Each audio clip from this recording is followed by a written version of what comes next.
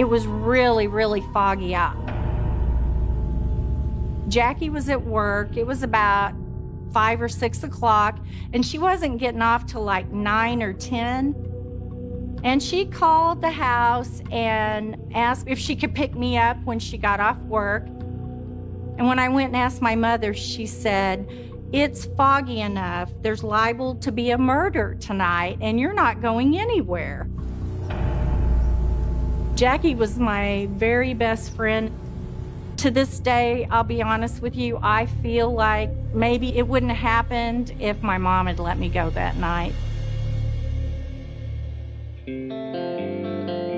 In June of 1985, Jackie Johns has just turned 20 years old and lives in the tiny town of Nixa, a rural cattle ranching community nestled in the Ozarks.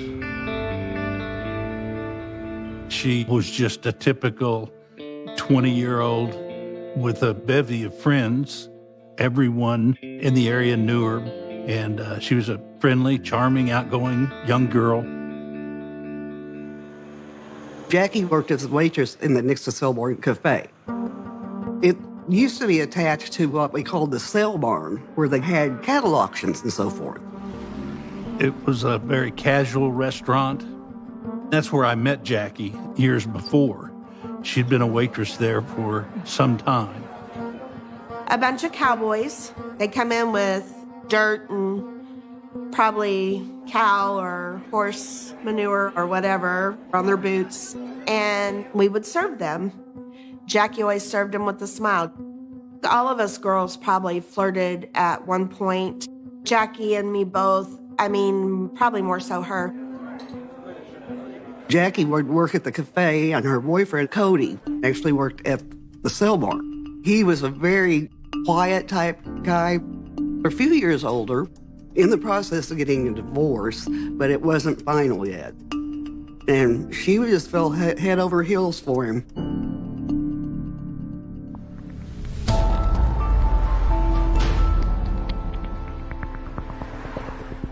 Oh, I'll never forget that day. My dad called and he said, "Oh, they found Jackie's car along the highway."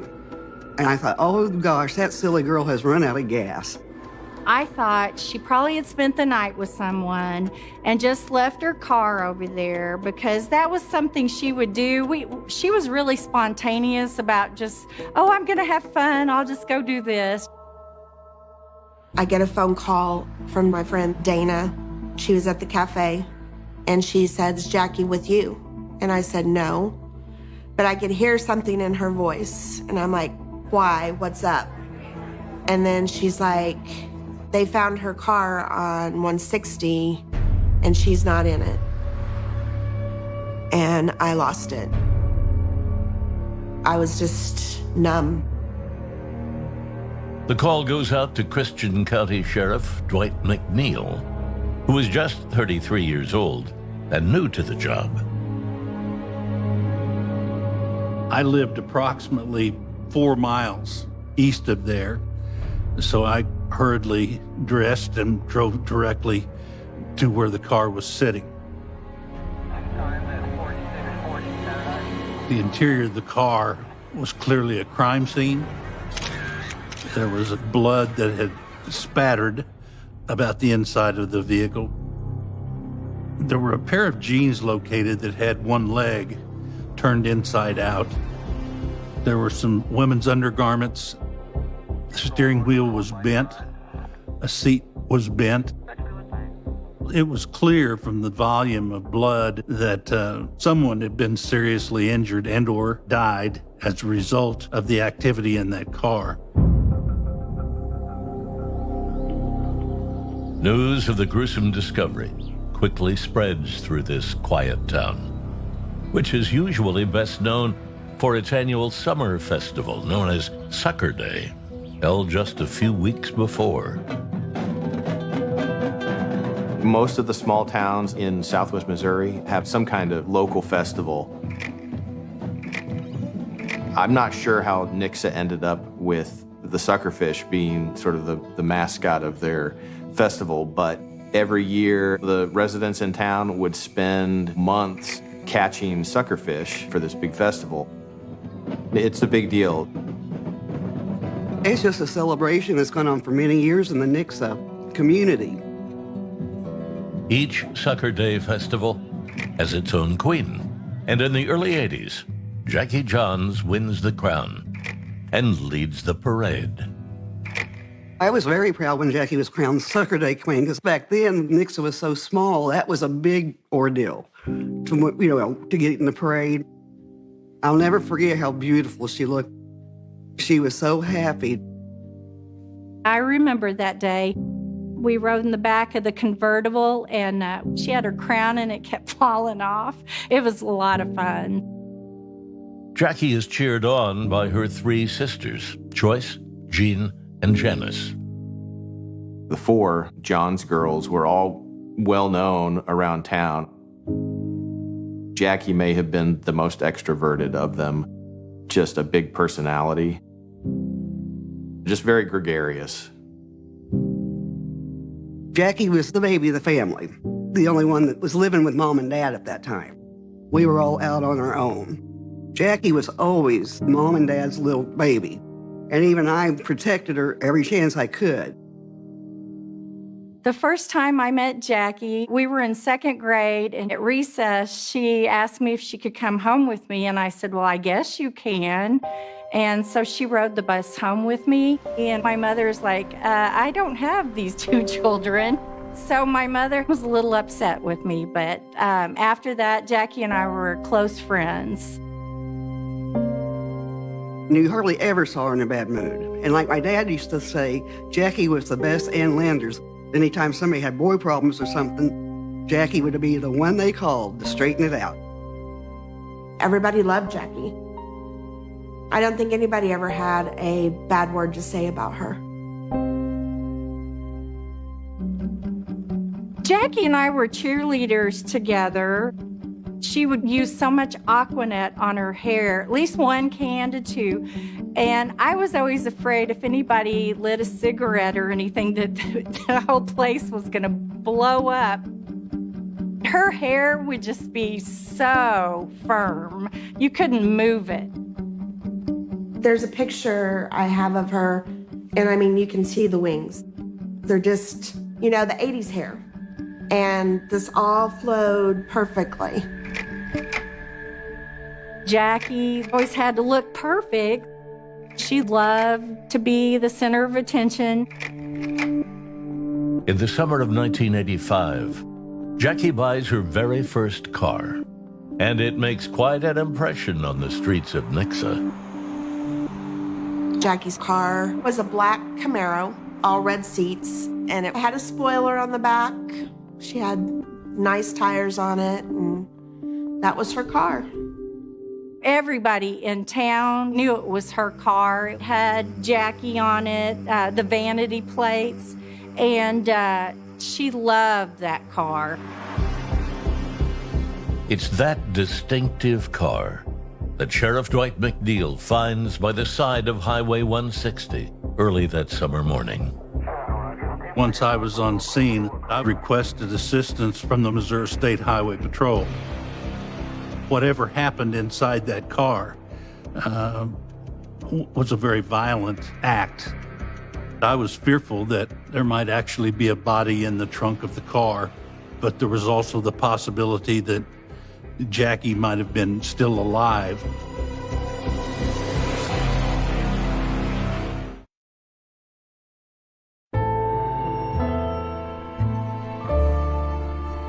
Jackie John's vehicle had been found alongside US 160. I was very desperate to find out where she was.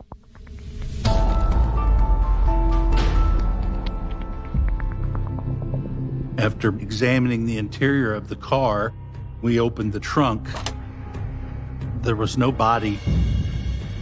There was a bumper jack lying loose in the floor of the trunk, which had a substantial amount of blood on the lug of the jack.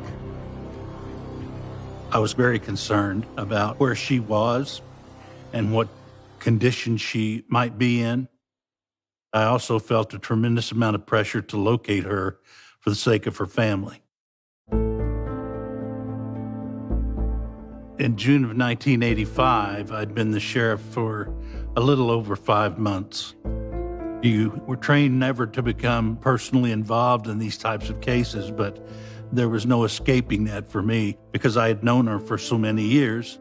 The whole family was just good people.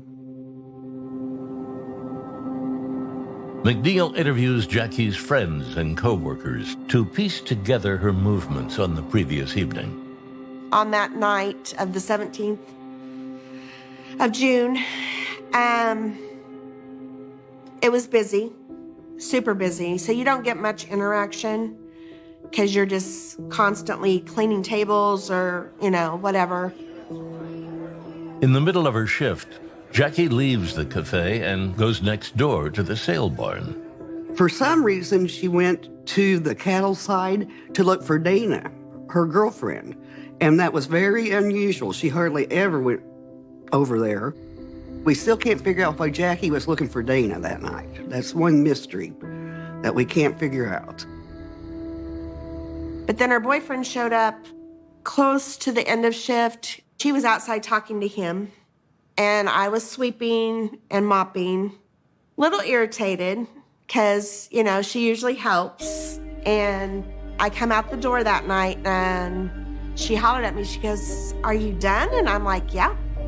And she goes, "Okay, I'll see you tomorrow." Jackie's sister Jean last saw her younger sibling just 3 days prior to her going missing. Her and a friend of hers came over to my apartment, and she seemed in great spirits. But Jackie shared with some of her friends that she felt like she was being watched. She did not want to be by herself anymore. She didn't want to stay by herself at Mom and Dad's. She wanted somebody there all the time. For some reason, Jackie was scared. On that fateful June 9th, Jackie Johns says goodbye to her boyfriend and co-workers and leaves the cafe alone. On her way home to Mom and Dad's, Jackie stopped at the 7-Eleven store. One of the items of evidence that we located in the car was a receipt which gave us a timeline of exactly when she arrived at the convenience store.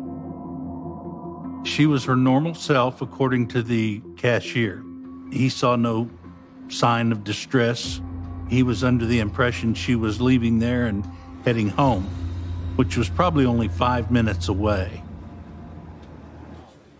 Sheriff McNeil calls in the citizens of Nixa to help with this search. Like most of the Ozarks, the town is surrounded by sprawling, sparsely populated farmland. Starting at 9 this morning, the search for Jackie Johns got underway. We actually set up a command post in the parking lot of the Sale Barn Cafe. There were people on horseback, ATVs, motorcycles. We prepared a grid map expanding out from her car. It was just, hundreds and hundreds of people. It was just amazing. There's truckloads of people. I think everybody next to us was just in shock. My mom and dad, they were just devastated. The quicker and sooner they get the culprits who are guilty of this, so some other poor innocent little girls won't be victimized like our sweet thing was. Every day, I would be at Jackie's parents' house, and me and her siblings had our own little group. We would try to remember where she had went or where she would go. I think everybody was just in a daze. I mean, you want to find Jackie, but you don't want to find her. That makes sense. I just didn't feel like she was gone. I never gave up hope. I kept thinking she was alive. I don't recall sleeping for 5 days. It was just so tiring, and that was hard. That was really hard. As the search for Jackie continues, Sheriff McNeil questions her boyfriend Cody. Cody is one of the last people to see her before she arrived at the convenience store. So that was extremely important to get him eliminated as a suspect as quickly as possible. Cody tells police that he was home alone when Jackie went missing. but has few other details to offer. He's a tough guy. He's a cowboy and a ranch hand, and not the kind of guy that wears his emotions on his sleeve. There was no one to corroborate his alibi, but no one had anything to say about Cody. He wasn't a violent type of person, a jealous type of person.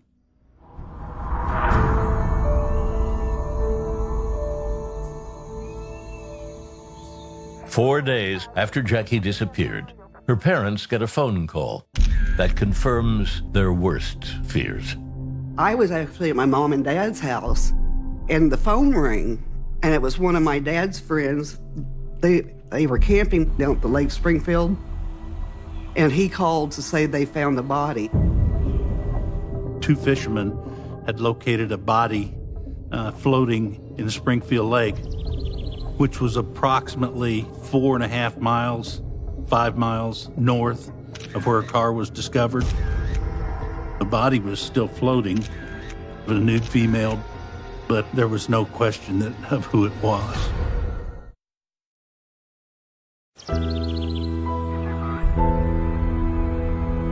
After recovering Jackie's body and getting her out of the lake, I was sick to my stomach. I was mad.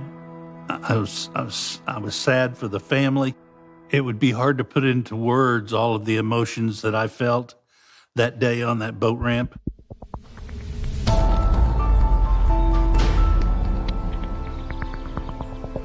You feel that it's your personal responsibility.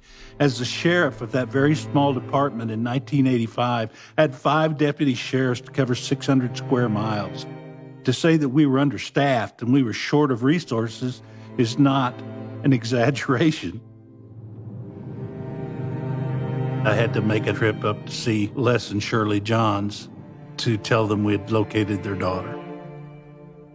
That was one of the worst experiences you can have as a law enforcement officer. When you know the people, when you know them on a personal level, it makes it twice as hard. The officers, you could tell they were just as devastated as the rest of us. And you could tell it really took a toll on them. Dwight knew Jackie personally, so that was what was really even more devastating for him. They didn't want us to see her body. They had cut off Jackie's rings, and that's how I identified her.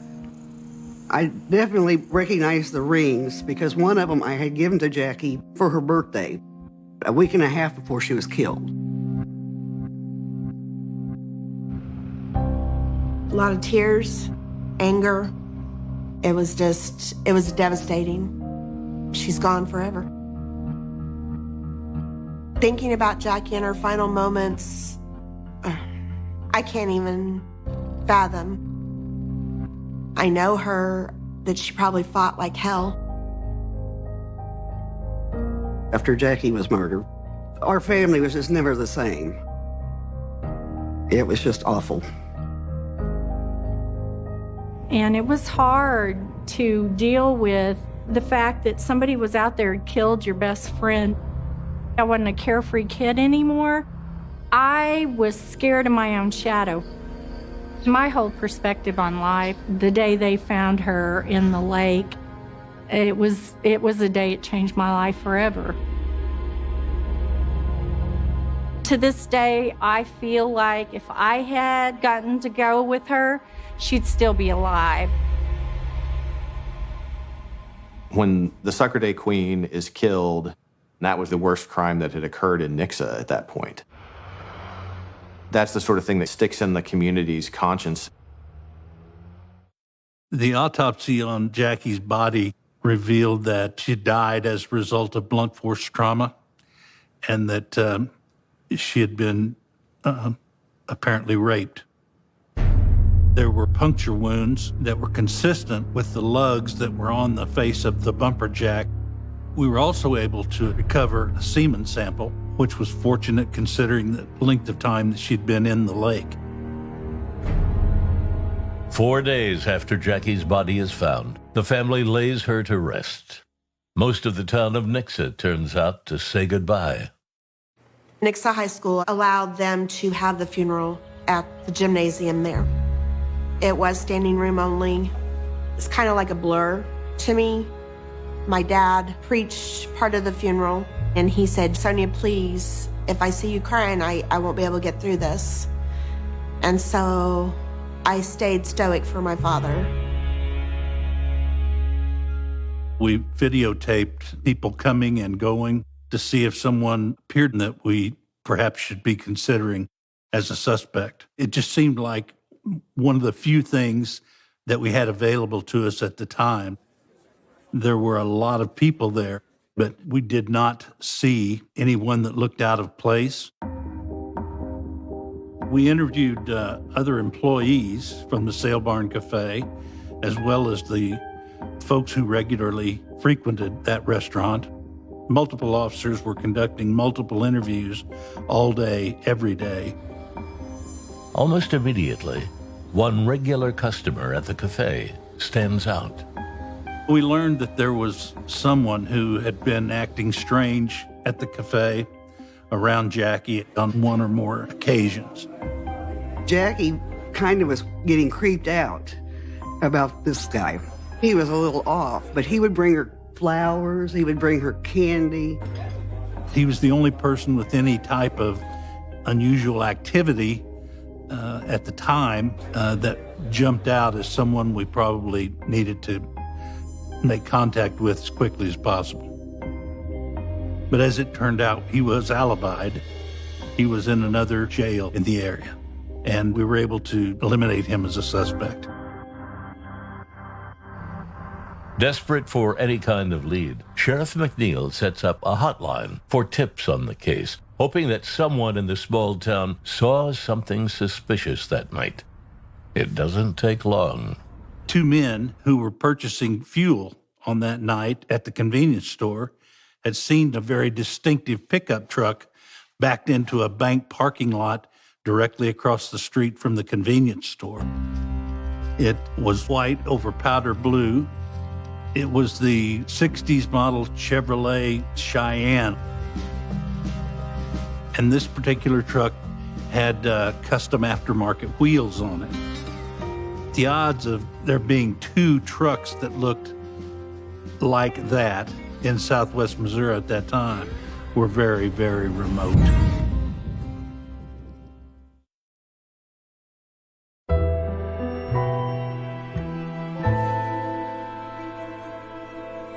Sheriff Dwight McNeil hopes that he's finally caught a break in the Jackie Johns murder case.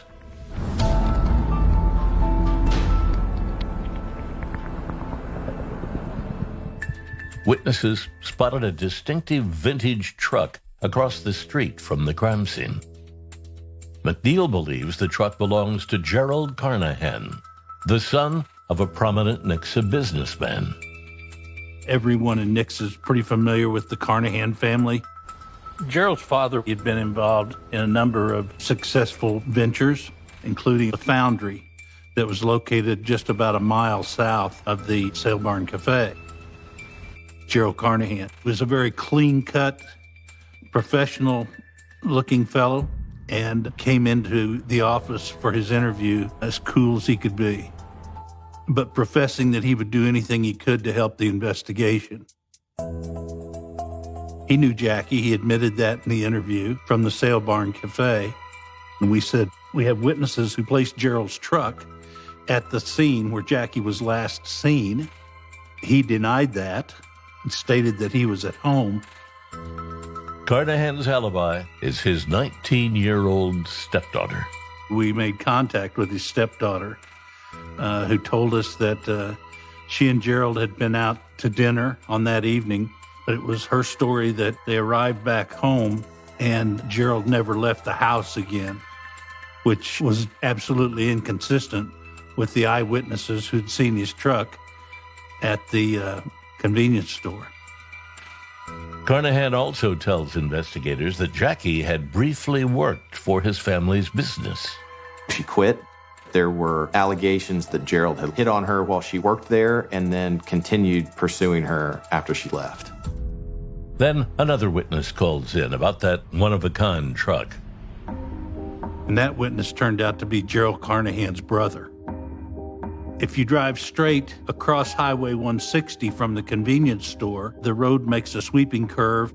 At that time, there was a large hayfield on the right, just west of Gerald's parents' home and Jackie John's home. And he saw Gerald's truck parked in that field at that intersection. The brother says that Gerald asked him not to give this information to police. We asked Gerald to take a polygraph examination, which he agreed to do, but the following day, at the appointed time, he failed to show up. Dwight McNeil now has deep suspicions about Carnahan's alibi, with no fewer than 3 witnesses saying his truck was near the crime scene that night.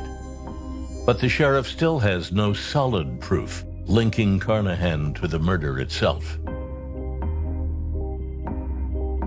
You had no direct evidence of any kind, either forensic evidence or witnesses, that actually put Gerald with Jackie that night. Suspicion would have been all you had. Sheriff McNeil can only bide his time and hope he can gather more evidence. But then he finds out that Carnahan is about to leave the country, traveling to Asia to work at a family-owned factory. We became very desperate to keep him from getting on that plane to an Asian country beyond our extradition treaties. McNeil asks prosecutors to charge Carnahan with tampering with evidence by pressuring his stepdaughter to give him an alibi. Lying to a police officer, unlike a federal officer, is not a crime. We asked for and received the warrant for tampering or manufacturing false evidence in a criminal case. It was a stretch, but it was all we had at the time. And as a result of getting the warrant, we were able to intercept him as he literally got on the plane at Los Angeles, and the FBI took him into custody and took him off the plane. Authorities in Nixa convene a grand jury with sweeping powers to look into the entire Jackie John's case. The grand jury, as far as I'm concerned, its role is only one more investigative step in hopefully resolving this thing quickly. It was our hope that it might buy us some more time to gather some more physical evidence. It would also put us in a position to interview him one more time. When Sheriff McNeil and the investigators talked to Gerald Carnahan again, he still said he was home by 10 o'clock and did not leave the house. He said, I know I was home by 10 o'clock. 10 o'clock news was going, and I never left again. I went up and went to bed.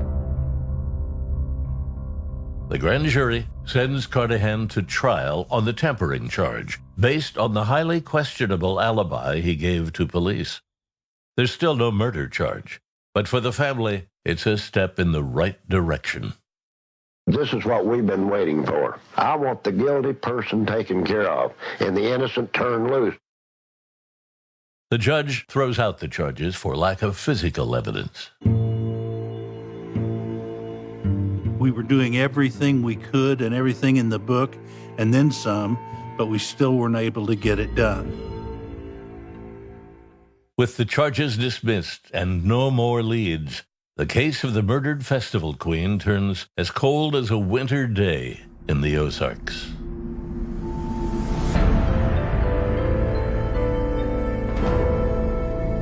It remained a cold case. It kind of fell off the radar. Sometimes you're just at a point where you run out of leads, you run out of things that you can do, and that's kind of heartbreaking. The family looked at me as a total failure. That added to the pressure, the fact that the family was personally angry with me. Maybe I shouldn't have taken that so personally, but it was the only homicide that I ever worked while I was in law enforcement that I couldn't shake. You're trained not to do that, but there was no way I could get away from that one. No way.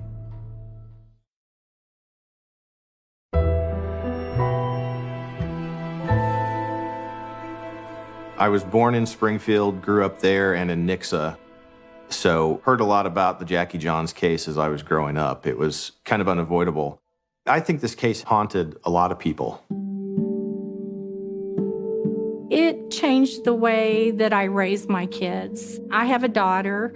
She's 21 now. When she would think we were being too strict on her or something with her curfew, I'd say, I can go through that again, if something were to happen to you.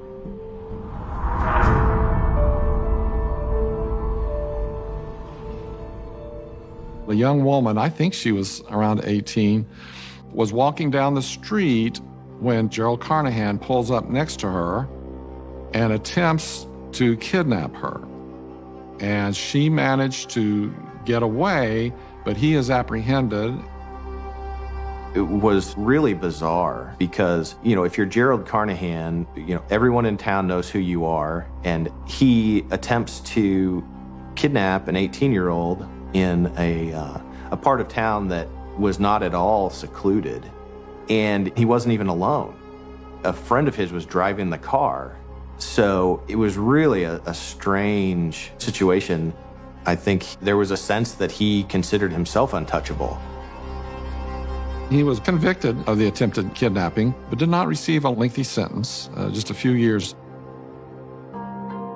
By the late 90s, Jackie's case wasn't on the nightly news, and in some ways, people had moved on. I never lost hope. I always felt like that it was solvable. We just needed a break. Looking back, it was the most thoroughly investigated case in the history of Christian County at that point, and perhaps even still today. But we just did not have that last piece of science to help us close the deal.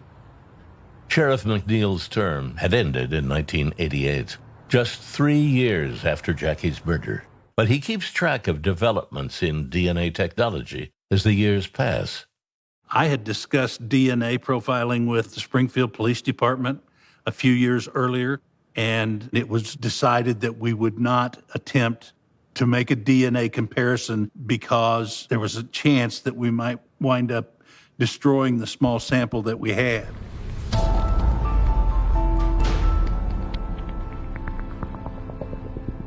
Sergeant Daniel Nash, the new cold case detective at the Missouri Highway Patrol, picks up the baton. DNA is becoming more mainstream now, and we can do a lot more than we could. But because the swab had been in the water for multiple days, it was a big concern that may be for naught, but we decided to do it anyway. With just one little sample left, there was no telling what was going to happen.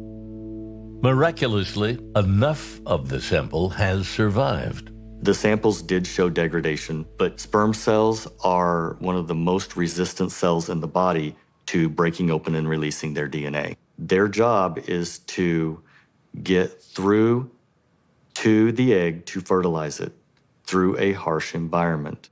So the profile from the sperm fraction was nearly complete. It's August of 2007. I remember distinctly, Dan Nash informs me that the lab has actually finally been able to develop a DNA profile.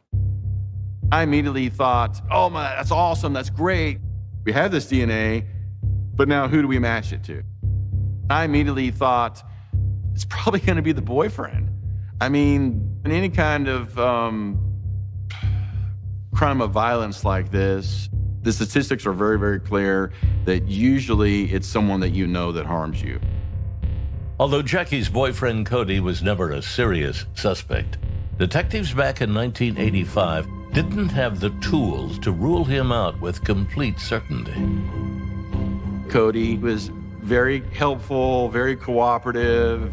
We took a buccal swab out of the inside of his mouth, and we sent that to the crime lab. Comes back, and it's not Cody. The only suspect left is Gerald Carnahan. So at this point, we start trying to get a search warrant to get a DNA sample from Mr. Carnahan himself. But Carnahan is out of the country, and the investigators don't know when or if he's coming back.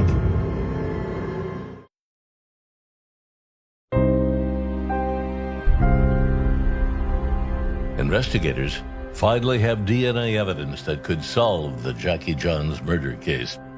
But their prime suspect is overseas, beyond the reach of the law.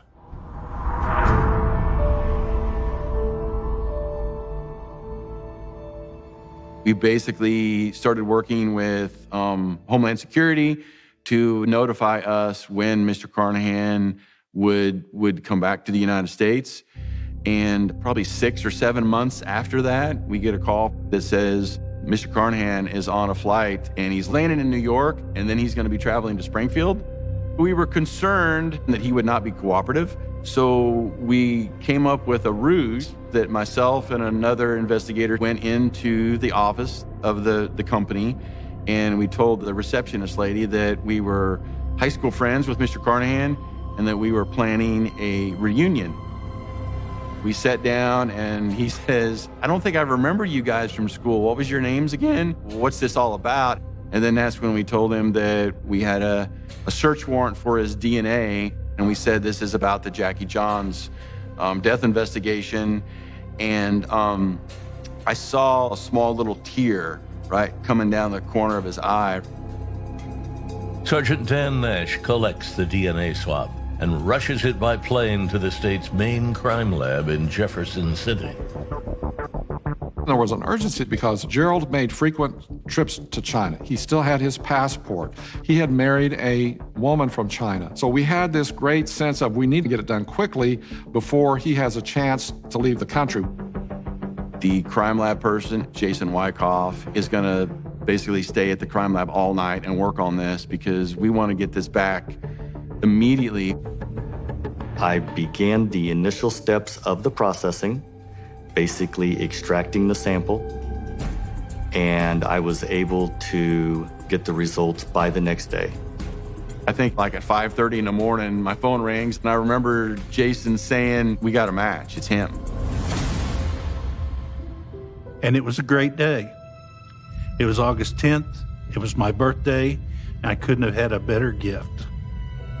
It felt like someone had lifted a car off of me. There was just a wave of relief that I experienced from that phone call that's hard to describe.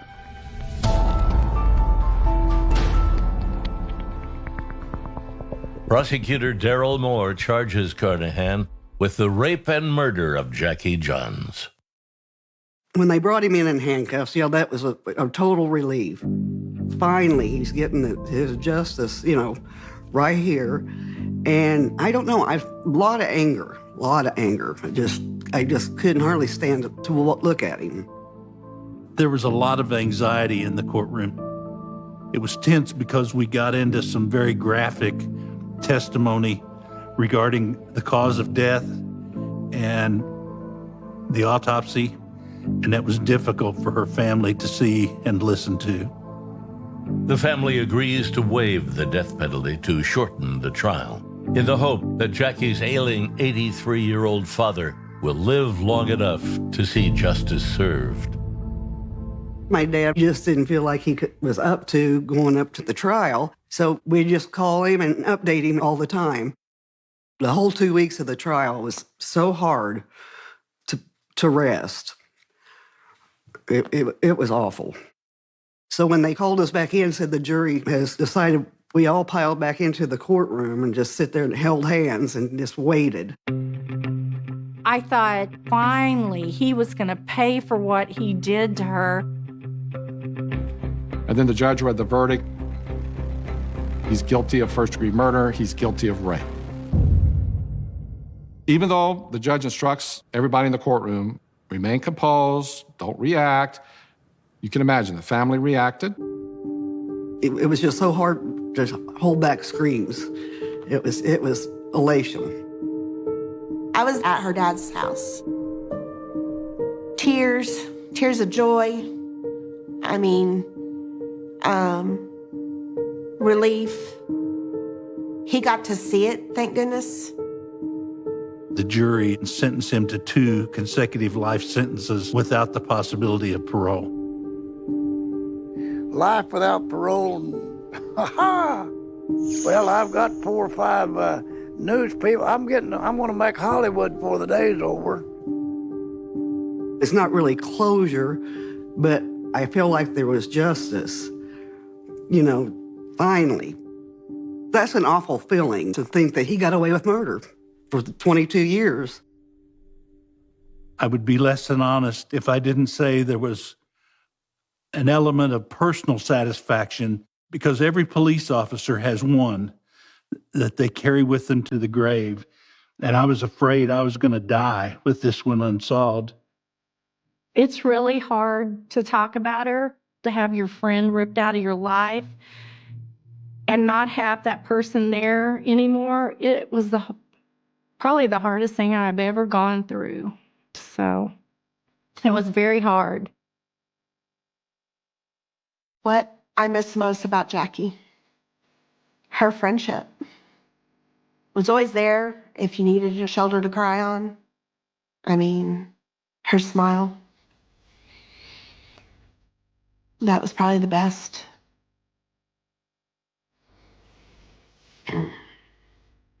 Every time I cross Springfield Lake, every time I go by the livestock cafe, every time I go by that intersection, I still have thoughts of that case. I always will. I don't think there's any getting away from it. And I'm so thankful that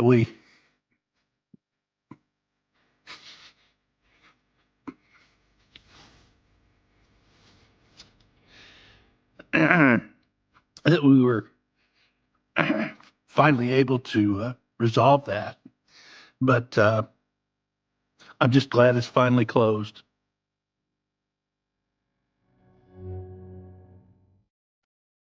June 6, 1996 began like a night in Rowlett, Texas, a community northeast of Dallas. Inside the Routier home, the Routier family was asleep. Darlie Routier, a mother, was downstairs with her two youngest sons, 6-year-old Devin and 5-year-old Damon. Her husband, Darren, was upstairs with their older son, Drake. Nothing about the house suggested that, before sunrise, it would become the center of one of the most controversial criminal investigations in Texas history. Sometime during the morning, the silence inside the Routier home was shattered. What happened next would leave two small boys dead, their mother wounded, and investigators struggling to determine whether the family had been attacked by a stranger or whether the explanation was much closer to home. When emergency personnel arrived, the scene was chaotic. Devin and Damon had suffered severe injuries. Darlie was also wounded, including an injury to her neck. The children were beyond saving, and despite emergency efforts, both boys died. The house, once an ordinary family home, had suddenly become a crime scene. Darlie's account of the night became central to the investigation. She said that she had been sleeping downstairs with her sons. According to her story, she woke and saw an unfamiliar man inside the house. She believed the intruder had attacked the family and then fled. She described a terrifying encounter that lasted only a short time, leaving her injured and her children fatally wounded. For investigators, the first question was obvious. If a stranger had entered the home, how had he gotten inside and how had he escaped? One detail appeared to provide an answer. A window in the area near the garage had a cut screen. At first glance, that damage seemed capable of supporting the possibility that someone had entered or exited through the window. But the same piece of evidence could also create a completely different question. Had the window actually been used by an intruder, or had it been altered to make the police believe that an intruder existed? That question would eventually become one of the defining issues of the case. After the killings, investigators had to preserve a house filled with evidence while also trying to understand what had happened in the darkness. Blood, wounds, furniture, clothing, weapons, and possible point of entry all had to be examined. Every movement through the house could affect the reconstruction of the crime. Darlie herself was both a witness and a victim. She was a person who could describe what she remembered, yet she was also physically connected to the scene. Her injuries therefore became important not only because they showed that she had been attacked, but also because investigators needed to understand how those injuries had occurred. This distinction would become crucial. A wound can establish that a person was injured, but it does not automatically establish who caused it or exactly what happened immediately before it was inflicted. Investigators therefore examined the nature, location, and severity of Darlie's injuries while comparing them with her account. At the same time, They studied the deaths of Devin and Damon. The boys had been attacked in the same home where their mother said an unknown man had appeared. Their ages made the crime especially horrifying. Devin was 6. Damon was 5. They were children who had been sleeping inside what should have been the safest place in their world. As the investigation continued, the possibility of an outside attacker began to receive increasing scrutiny. Detectives had to ask whether a stranger would have had a reason to enter the house, whether there were signs of a struggle consistent with that theory, and whether the route of entry and escape made sense. They also had to determine whether anything appeared to have been taken or disturbed in a way that suggested a conventional burglary. The investigation did not remain focused on the unknown man for long. Attention gradually shifted toward Darley. That change transformed the case. Instead of asking only who might have entered the house, investigators began asking whether Darley's account could be reconciled with the physical evidence. Details that might initially have seemed unrelated were now examined as pieces of a larger reconstruction. The prosecution would later argue that several elements of the scene were inconsistent with Darley's story. In their view, the evidence did not simply fail to prove an intruder. It suggested that the intruder story itself had been created to conceal what really happened. The defense would offer a fundamentally different interpretation. They maintained that the investigation had become centered on Darley because investigators found her behavior and the physical evidence suspicious. But suspicion was not the same as proof. They argued that the scene was complicated, that interpretations of forensic evidence could be disputed, and that the possibility of an unknown attacker should not have been dismissed simply because the case became difficult to solve. Investigators examined the knives associated with the house, the blood evidence, the wounds, and the arrangement of objects throughout the downstairs area. They tried to reconstruct the movements of everyone who could have been present. Each reconstruction depended on assumptions about timing, position, movement, and sequence. That is where the root year case became unusually complicated. Physical evidence rarely speaks in complete sentences. Investigators must turn those fragments into a narrative. If the narrative is wrong, individual pieces of evidence can appear to support a conclusion that may not be the only possible explanation. For the prosecution, the fragments formed a coherent story. For the defense, they remained ambiguous. The question of motive also became important. Why would a mother kill her own children? The prosecution attempted to provide the jury with an explanation for Darley's alleged actions, while the defense argued that the suggested motives were insufficient to explain such a horrific crime. A motive can help prosecutors construct a narrative, but motive by itself does not prove that a person committed murder. Public perception soon became another powerful force in the case. After the deaths of Devin and Damon, Darley's behavior was examined intensely. One particular video recorded at the children's gravesite became widely discussed. In it, Darley appeared emotional in some moments, but also laughed and interacted with other people. To many viewers, her behavior seemed strange for a mother who had just lost 2 sons. The reaction was immediate and deeply emotional. But grief does not have a single recognizable appearance. People respond to trauma differently. Some cry continuously. Others become numb. Some laugh during moments of unbearable stress. A person's emotional expression may influence public opinion, but it cannot by itself establish whether that person committed a crime. Nevertheless, the video became part of the public image surrounding Darley. Instead of being viewed only as the mother who had survived a violent attack, she increasingly became the woman suspected of causing it. Meanwhile, investigators continued building their case. Darley's statement remained one of the most important pieces of the puzzle. She maintained that a stranger had entered the house, attacked her and the boys, and escaped.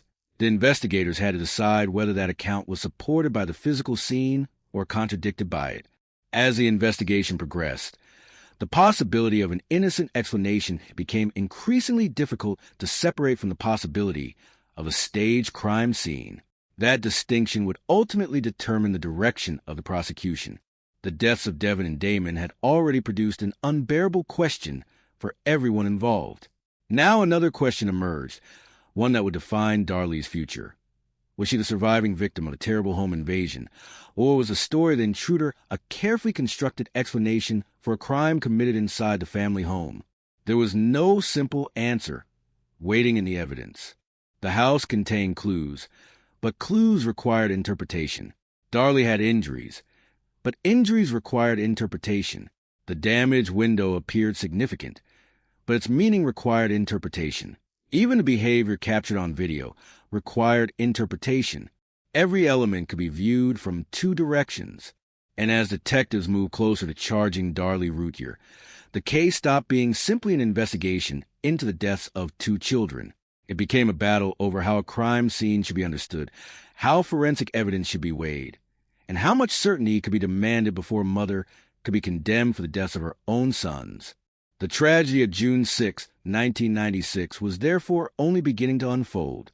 The next stage would move from the quiet streets of Rowlett into police interviews, forensic examinations, courtroom arguments, and a trial that would permanently divide public opinion.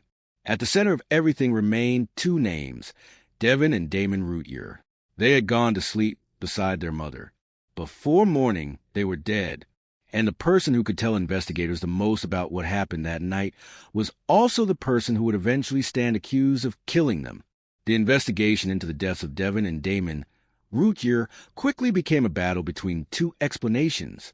Darlie Routier continued to describe a terrifying intruder who had entered the house during the night. Investigators, however, were becoming increasingly convinced that the physical evidence told a different story.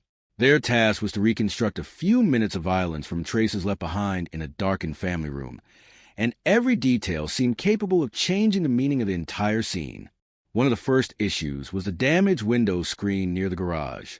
Darlie's account gave the damaged screen an obvious significance because it appeared to provide a possible route for an intruder. Yet investigators questioned whether the damage actually demonstrated that someone had entered through the window.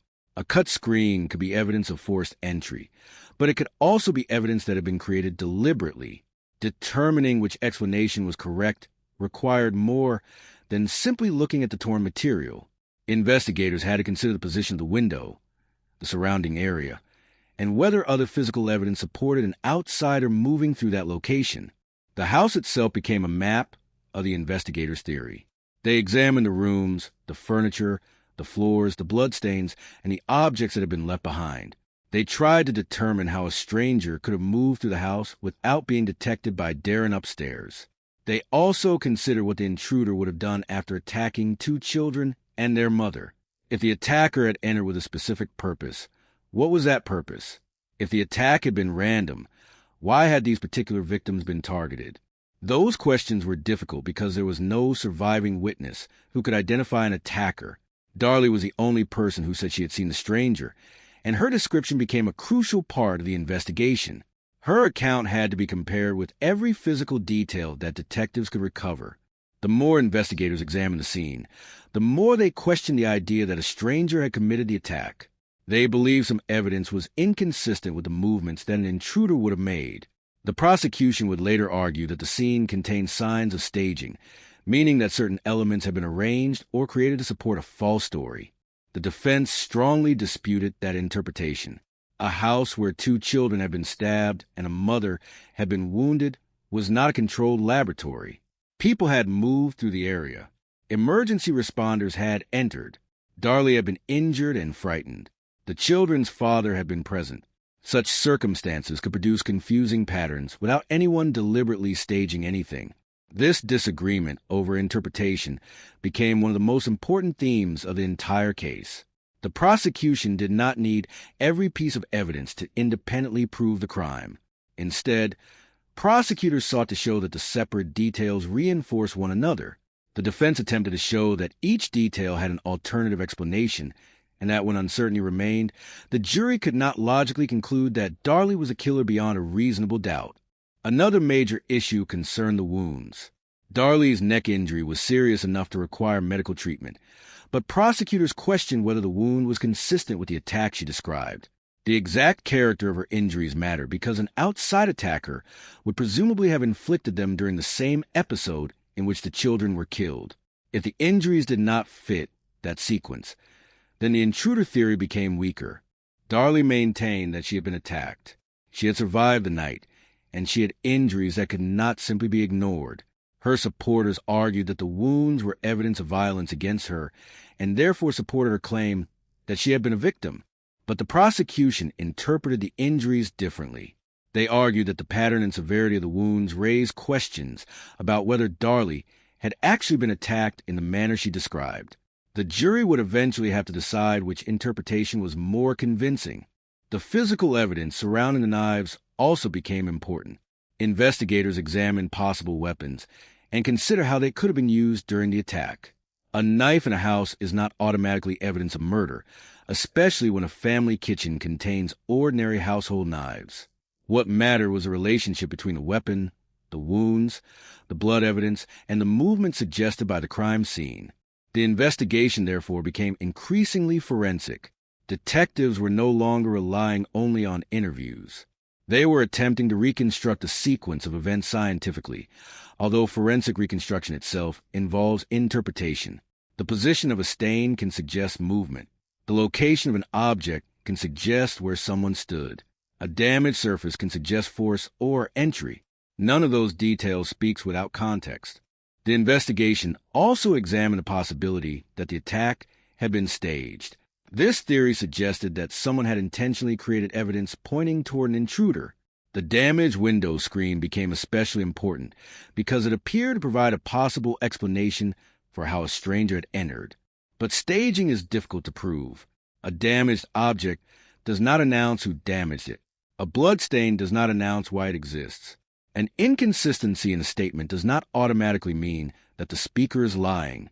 Investigators had to connect these individual observations into a persuasive chain. The prosecution believed that chain existed. The defense believed it did not. As suspicion intensified, Darlie's own behavior became increasingly important. Detectives considered how she responded to questions and whether her descriptions remained consistent. In a homicide investigation, even small differences between statements can become significant, particularly when there is little other direct evidence. Trauma complicated this process. Someone who has experienced extreme violence may remember events imperfectly. Fear can distort perception. Darkness can make identification difficult. Minutes can feel like hours. Yet investigators also knew that false accounts can contain deliberate details designed to make a story appear believable. The challenge was determining which possibility applied. The prosecution saw inconsistencies as evidence that Darlie was constructing a false account. The defense saw them as the natural imperfections of a traumatized survivor trying to describe a terrifying event. Then there was the question of why Darlie would have been attacked at all. If the intruder theory was true, investigators needed to identify a plausible reason for the stranger's actions. Why enter the home? Why attack the children? Why leave without taking anything obvious? Why risk being seen? Why would the attacker disappear without leaving a clear trail that could lead investigators toward an identity? The absence of clear answers strengthened the prosecution's argument that the intruder theory was implausible. But the defense could respond with an equally difficult reality. Criminals do not always behave rationally. A violent intruder does not necessarily have a logical motive that investigators can reconstruct. The absence of an obvious reason does not prove that the event never happened. The case, therefore, turned into a contest between competing probabilities. The prosecution wanted the jury to see a coherent sequence in which the evidence pointed toward Darlie. The defense wanted jurors to see uncertainty at every crucial stage and to remember that the burden of proof belonged to the state. As the investigation progressed, Darlie became the focus of public attention.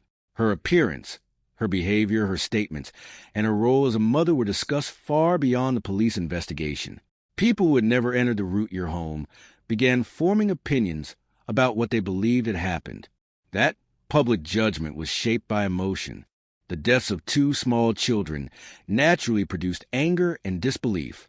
Many people found it difficult to imagine an unknown attacker entering a family home, killing 2 children and escaping. Others found it equally difficult to imagine a mother murdering her own sons. The case forced the public to confront 2 horrifying possibilities. One involved a stranger capable of entering a home and committing an apparently senseless attack. The other involved a mother accused of turning against her own children. The media attention intensified after footage of Darlie at the gravesite became widely known. Her laughter and casual interaction with others were interpreted by some observers as evidence that she lacked appropriate grief. Others argued that the footage showed nothing more than an emotionally complicated response to unimaginable loss. For investigators and prosecutors, however, the most important question remained physical evidence rather than public reaction. They needed to build a case that could withstand courtroom scrutiny. The state eventually decided that the evidence was sufficient to charge Darlie with murder. The decision changed everything. Until that point, she could still be described publicly as a surviving mother whose children had been killed. Now she was formally accused of being responsible for their deaths. The charges centered on Devin and Damon. Their names were no longer only names of victims. They became central evidence in a legal battle that would determine whether their mother would spend the rest of her life in prison or face execution. Darlie continued to deny killing them. Her defense prepared to challenge the state's interpretation of the physical evidence. They intended to question the forensic conclusions, the investigation of the alleged entry point, the interpretation of her wounds, and the broader theory that the scene had been staged. The prosecution, meanwhile, prepared to present the case as a collection of connected facts rather than a single piece of decisive evidence. That strategy mattered because there was no simple confession waiting for the jury. There was no stranger captured fleeing the house. There was no eyewitness who could say that Darlie had stabbed her sons. The state, therefore, had to persuade the jury that the combined evidence was strong enough to overcome every reasonable alternative. The defense had a different task. They did not need to identify the real killer. They needed to show that the state's explanation was not proven beyond a reasonable doubt. That difference would shape the coming trial. As the courtroom phase approached, the story of a Routier family became increasingly difficult to separate from the evidence itself. The public saw a mother accused of murdering her children. The defense saw a woman whose injuries and account had not been adequately explained. Prosecutors saw a crime scene whose details pointed toward deliberate staging. The truth, however, could not be decided by reputation, emotion, or television footage. It had to be decided by evidence. And when the trial finally began, the jury would hear the competing explanations in detail. They would see the photographs, hear forensic testimony, examine the wounds, consider the damaged window, and listen to arguments about what the blood patterns and other physical traces meant. Every interpretation would matter. Every uncertainty would matter. Because at the end of the trial, the question would be brutally simple. Had the state proved that Darlie Routier killed her son Damon beyond a reasonable doubt? The answer would determine not only Darlie's fate, but also how one of the most controversial crime scenes in Texas would be remembered for decades. The trial of Darlie Routier brought the arguments that had developed during the investigation into a courtroom where every detail will be examined under the rules of evidence. By this stage, the central question was no longer simply what had happened inside the Routier home. The jury had to decide whether the prosecution had proved that Darlie was responsible for the death of her son Damon. The state did not possess a confession or an eyewitness who had watched her commit the killing. Instead, prosecutors relied on a collection of physical evidence, statements, and circumstances that they believed formed a single, convincing story. The prosecution began by presenting the deaths of Devin and Damon as the result of a deliberate attack. The boys had been sleeping downstairs when they were fatally wounded. Darlie had also suffered injuries, but prosecutors argued that those injuries did not establish the existence of an unknown attacker. They wanted jurors to examine the entire scene rather than one isolated fact. A major part of that presentation concerned the alleged intruder. Darlie had told authorities that a strange man entered the house and then fled. Yet investigators had not identified such a person. No stranger appeared in court to confirm the story. No clear suspect emerged from the investigation. Prosecutors argued that the absence of an identified intruder mattered because the physical evidence did not, in their view, require an outside attacker. The damaged window screen became part of this argument. To the defense, the cut screen supported the possibility that someone had entered or escaped through the window. To the prosecution, however, the screen did not prove that an intruder had used it. They argued that the evidence could instead be consistent with an attempt to create the appearance of forced entry. That distinction was critical. If the window had genuinely been used by an unknown attacker, then the intruder theory remained viable. If the damage had been created as part of a staged scene, then Darlie's account became far more difficult to accept. The jury therefore had to decide not merely whether the screen was damaged, but what the damage meant. The prosecution also focused heavily on the wounds suffered by Darlie. They acknowledged that she had been injured, but argued that the injuries did not necessarily prove that she had been attacked by the same person who killed the boys.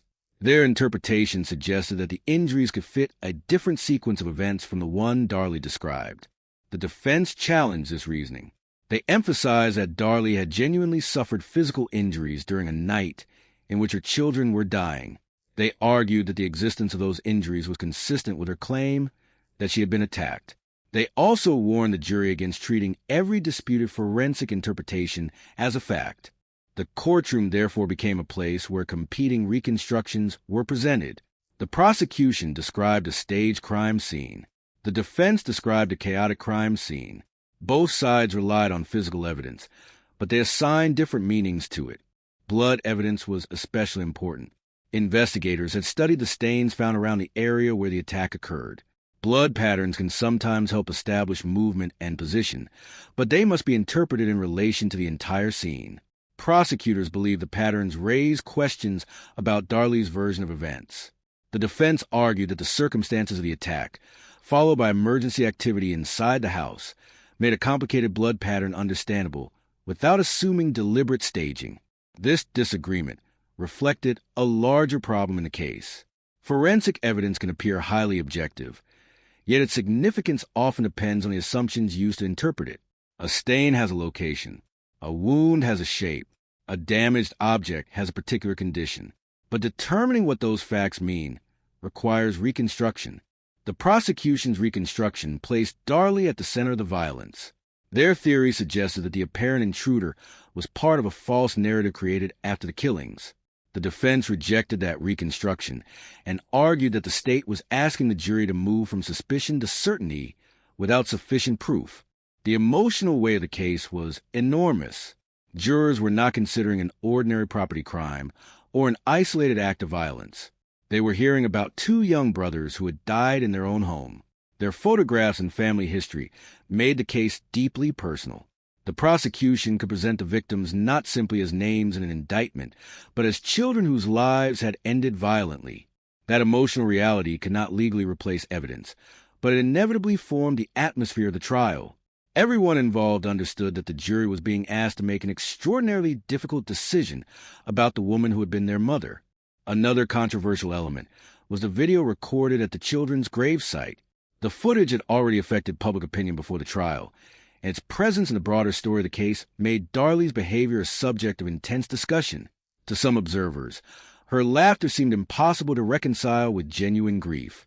To others, it demonstrated nothing about her guilt. The defense could point out that emotional behavior does not reveal a person's private thoughts with certainty. Grief can be unpredictable. A person can cry in one moment and laugh in another. Someone experiencing overwhelming trauma may behave in ways that appear strange to outsiders. Yet the image remained powerful, and public perceptions of Darlie were already forming before the jury reached its decision. The prosecution's larger challenge was to turn these separate questions into one coherent narrative. They needed the jury to believe that the damaged screen, the injuries, the blood evidence, the statements, and the circumstances surrounding the crime were not random contradictions, but connected pieces of a deliberate deception. The defense's strategy was almost the opposite. They could attack the state's interpretation one piece at a time. If the window did not conclusively prove staging, if the wounds did not conclusively disprove an attack, if the blood evidence admitted another explanation, and if Darlie's behavior could not prove guilt, then the defense could argue that reasonable doubt remained. This difference in strategy was crucial because the burden of proof rested entirely with the prosecution. Darlie did not have to prove that an intruder existed. She did not have to identify the person who killed her children. She did not have to reconstruct the crime herself. The state had to establish her guilt beyond a reasonable doubt. As testimony continued, the jury was exposed to the complicated physical history of the crime scene. Investigators described what they had observed when they arrived. Medical professionals discussed the injuries. Forensic witnesses explained evidence and offered interpretations. Each witness contributed another part to the reconstruction. For the prosecution, the cumulative effect was powerful.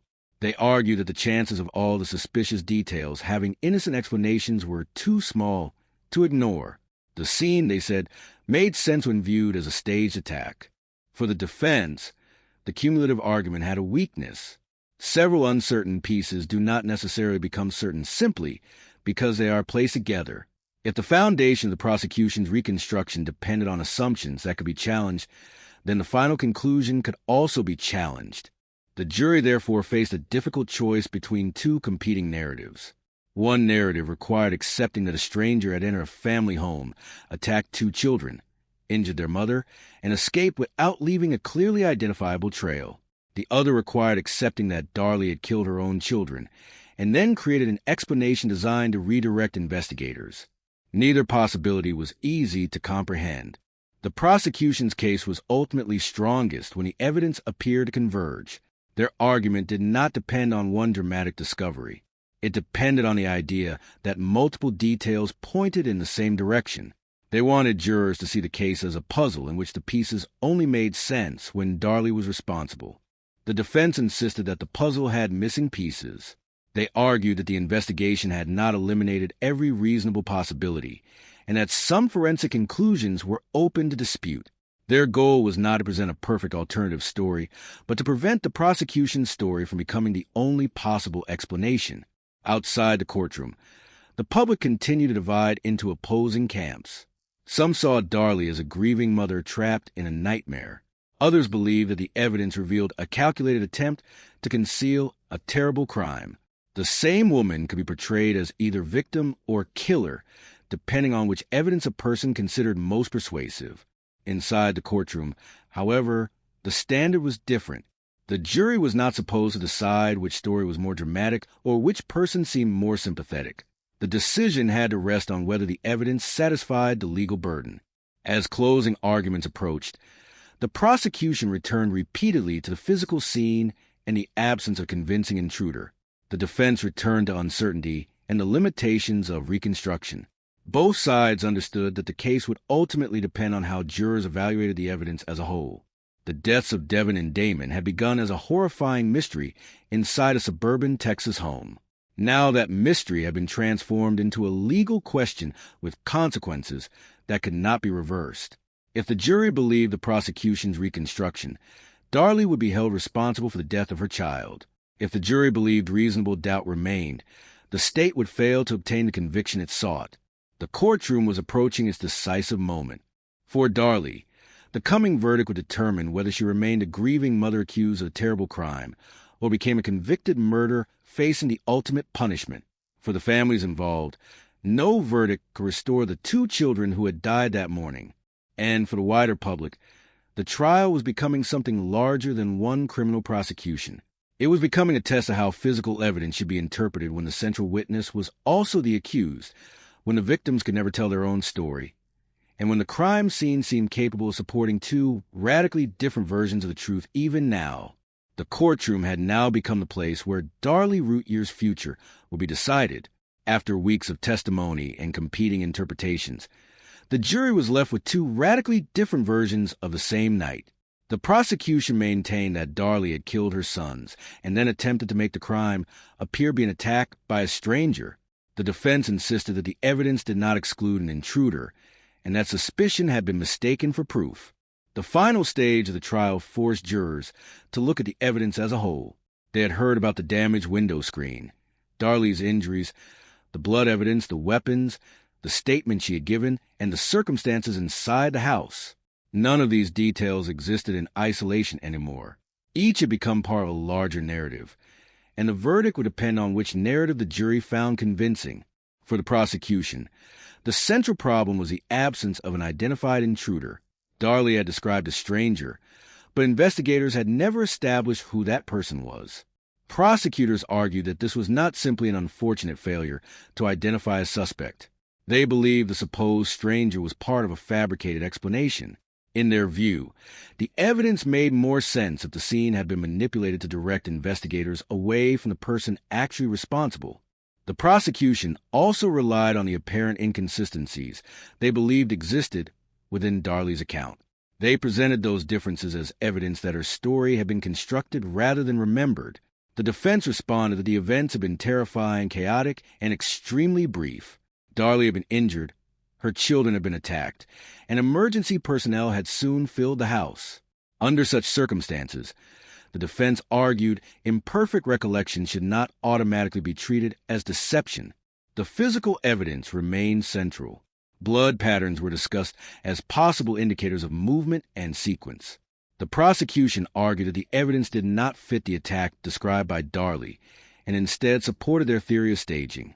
The defense challenged the certainty of that interpretation, pointing out that blood evidence can be affected by movement, contact, medical intervention, and the chaotic aftermath of violence. The damaged window was another important point of disagreement. To the prosecution, the cut screen did not establish forced entry. They argued that the damage could have been created to support the appearance of an intruder. To the defense, however, the existence of an apparent entry point remained significant because it provided a physical basis for Darley's account. The jury was therefore being asked to decide what an object meant rather than simply whether it existed. Everyone could agree that the screen was damaged. The disagreement concerned who damaged it, when the damage occurred, and why. That distinction captured the entire difficulty of the case. Darley's injuries presented another complicated question. She had suffered a wound to her neck and other injuries, and those injuries were undisputed evidence that she had been hurt. The prosecution nevertheless argued that they did not prove the presence of an unknown attacker. The defense maintained that her injuries were consistent with her claim that she had been attacked alongside her children. The prosecution used the circumstances of the case to present Darley as someone who had created a false story after committing the murders. Their argument depended on the cumulative effect of the evidence. They did not need every detail to independently prove guilt. Instead, they argued that the details reinforced one another until the intruder explanation became unreasonable. The defense challenged that cumulative reasoning. They argued that several uncertain pieces of evidence do not automatically become certain when combined. If the interpretation of the window was disputed, if the meaning of the injuries was disputed, if the blood evidence could be interpreted differently, and if Darley's behavior was open to multiple explanations, then reasonable doubt remained. The prosecution had to prove guilt beyond a reasonable doubt. The defense did not have to prove innocence. It did not have to find another killer. It only had to persuade the jury that the state's reconstruction was not certain enough to support conviction.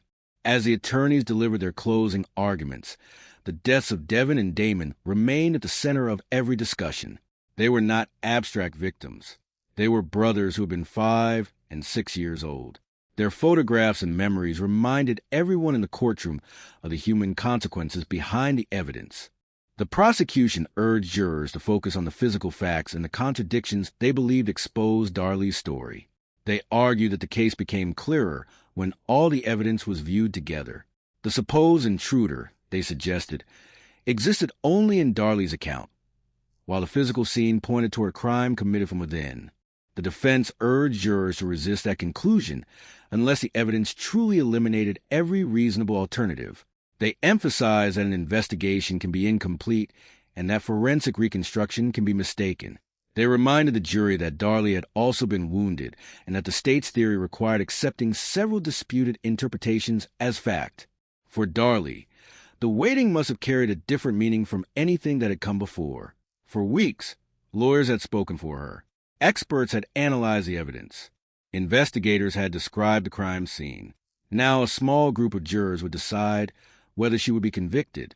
The deliberations were not merely about whether the jurors believed Darley personally. They had to determine whether the evidence established guilt under the legal standard. Personal impressions could influence how evidence was understood, but the verdict had to be based on what the state had proven. The case had already divided the public, and the jury faced the same competing narratives. One described a mother attacked by a stranger who then killed her children. The other described a mother who killed her sons and attempted to disguise the crime. Both were horrifying. Only one could become the basis for a conviction. When the verdict finally came, it would not answer every question surrounding the crime.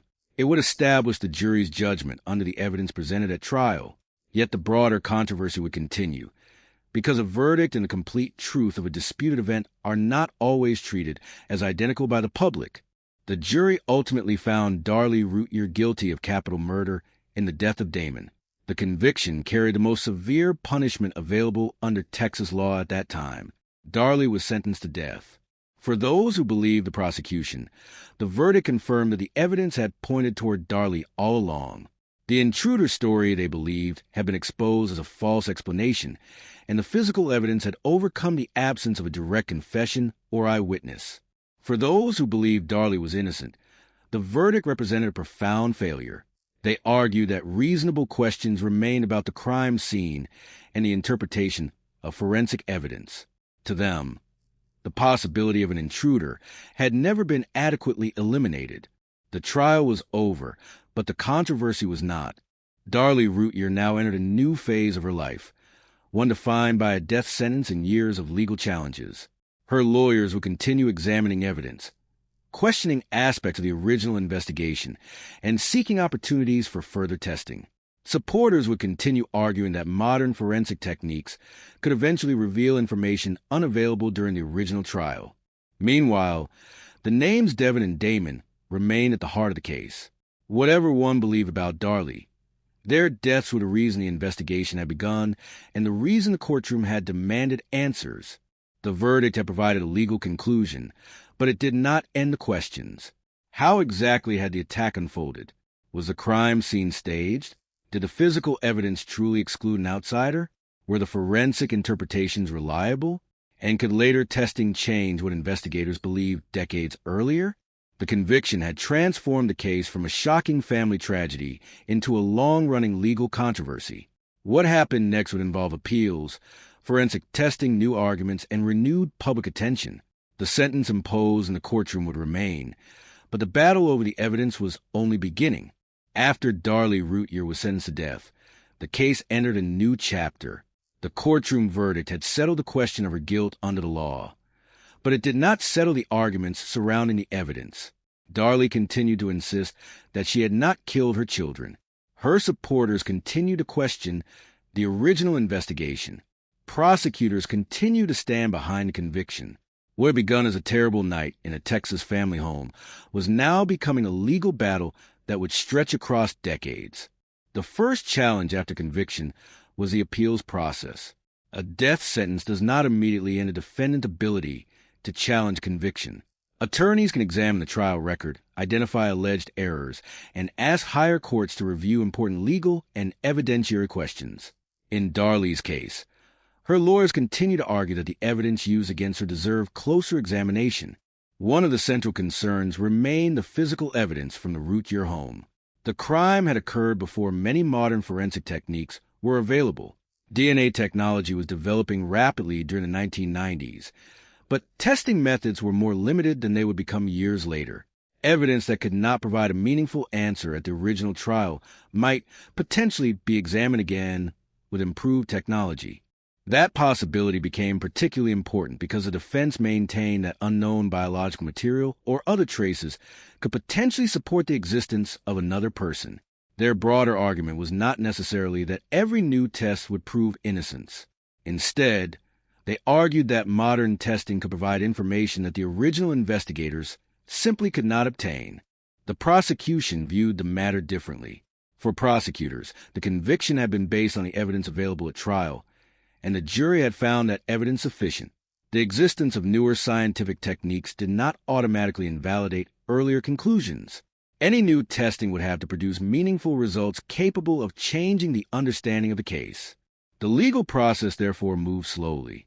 Appeals involving death sentences can take years because courts examine the record carefully.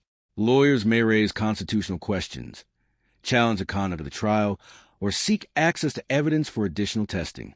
Each stage can produce another decision, another request, and another delay. Meanwhile, public interest in Darley Routier remained intense.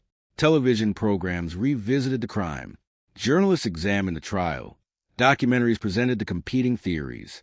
Supporters created campaigns questioning the conviction, while others continued to regard Darley as responsible for the deaths of her sons.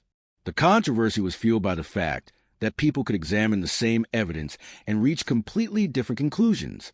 The damage window remained one example.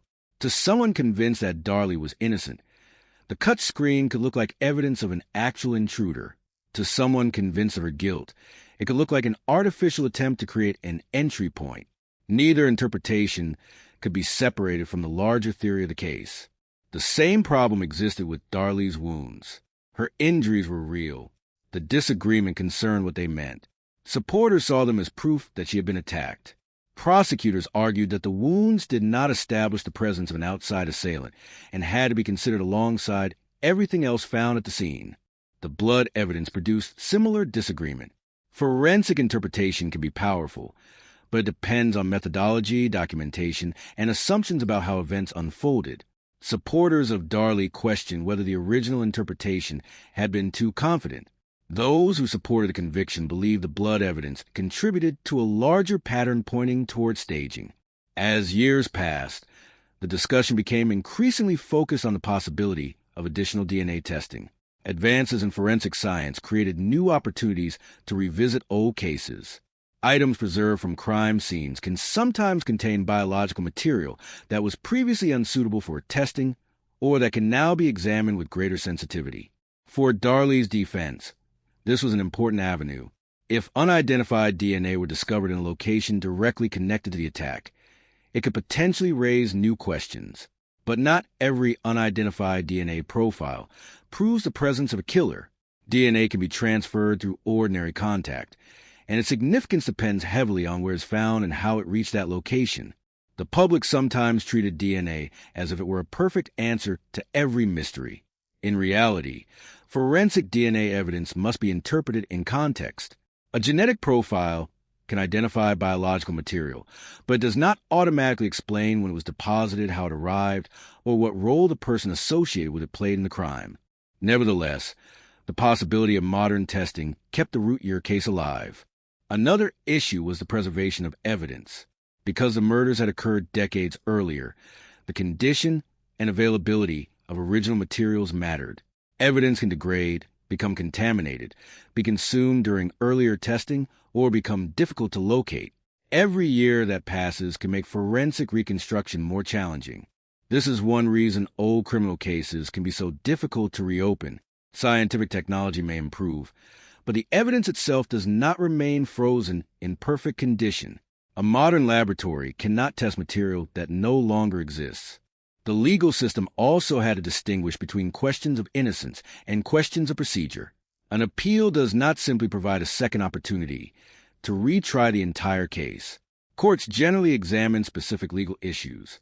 A defendant seeking relief must establish grounds recognized by law. For Darley, the distinction between legal finality and factual certainty became particularly important. The conviction meant that the state had obtained a final judgment after trial and appeals. Yet, public debate could continue because people remained divided over whether the original evidence was persuasive. The case also raised broader questions about forensic science in criminal investigations. During the 1990s, some forensic methods were presented to juries with a level of confidence that later generations would scrutinize more closely. Scientific disciplines evolve. Techniques improve. Standards change. What seems persuasive in one era may be questioned in another. This does not mean that older evidence is automatically unreliable. It means that old evidence should be evaluated according to the methods and limitations of the science available at the time, while also considering whether modern techniques can legitimately provide additional information. For supporters of Darley, this principle justified continued testing. For the prosecution, the existing record remained significant. The passage of time also changed the way the public remembered the victims. Devin and Damon were no longer simply the children at the center of a recent tragedy. They became two boys whose deaths have been discussed for decades. Their names remain connected to arguments about forensic evidence, capital punishment, maternal guilt, and reliability of criminal investigations. Yet behind all of those debates was the same basic fact.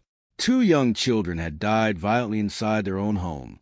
The legal controversy could never change that. Darley's case continued to attract people who believed that a death sentence demanded extraordinary certainty. They argued that when the evidence is heavily circumstantial and disputed, the possibility of error must be taken seriously. Others responded that circumstantial evidence can be extremely powerful when multiple independent facts point toward the same conclusion. Circumstantial evidence is not automatically weak. A case can be proven without an eyewitness or confession, but the reliability of circumstantial evidence depends on whether the circumstances truly form a coherent and exclusive explanation. If important circumstances can reasonably support competing explanations, then the question becomes whether those alternatives are genuinely plausible or merely speculative. For Darley, every legal filing carried enormous consequences. A successful challenge could potentially reopen questions about her conviction. An unsuccessful challenge would leave the original judgment intact. The process demanded patience, legal expertise, and continued examination of evidence that had already been studied repeatedly. Did Darley Routier murder her sons and stage an attack by intruder, or did an unknown attacker enter a home and commit the killings before escaping? The conviction answered that question legally. It did not answer it for everyone. That distinction explains why the case continues to attract attention. It is not simply a story about a murder conviction. It is a story about how evidence is collected, interpreted, challenged, and remembered. It demonstrates how a single crime scene can become a foundation for competing narratives that survive long after a jury has delivered its verdict. The case had begun with a frantic call from a Texas home. It had produced 2 deaths, a mother's conviction, and a death sentence. But the questions surrounding the evidence had never completely disappeared.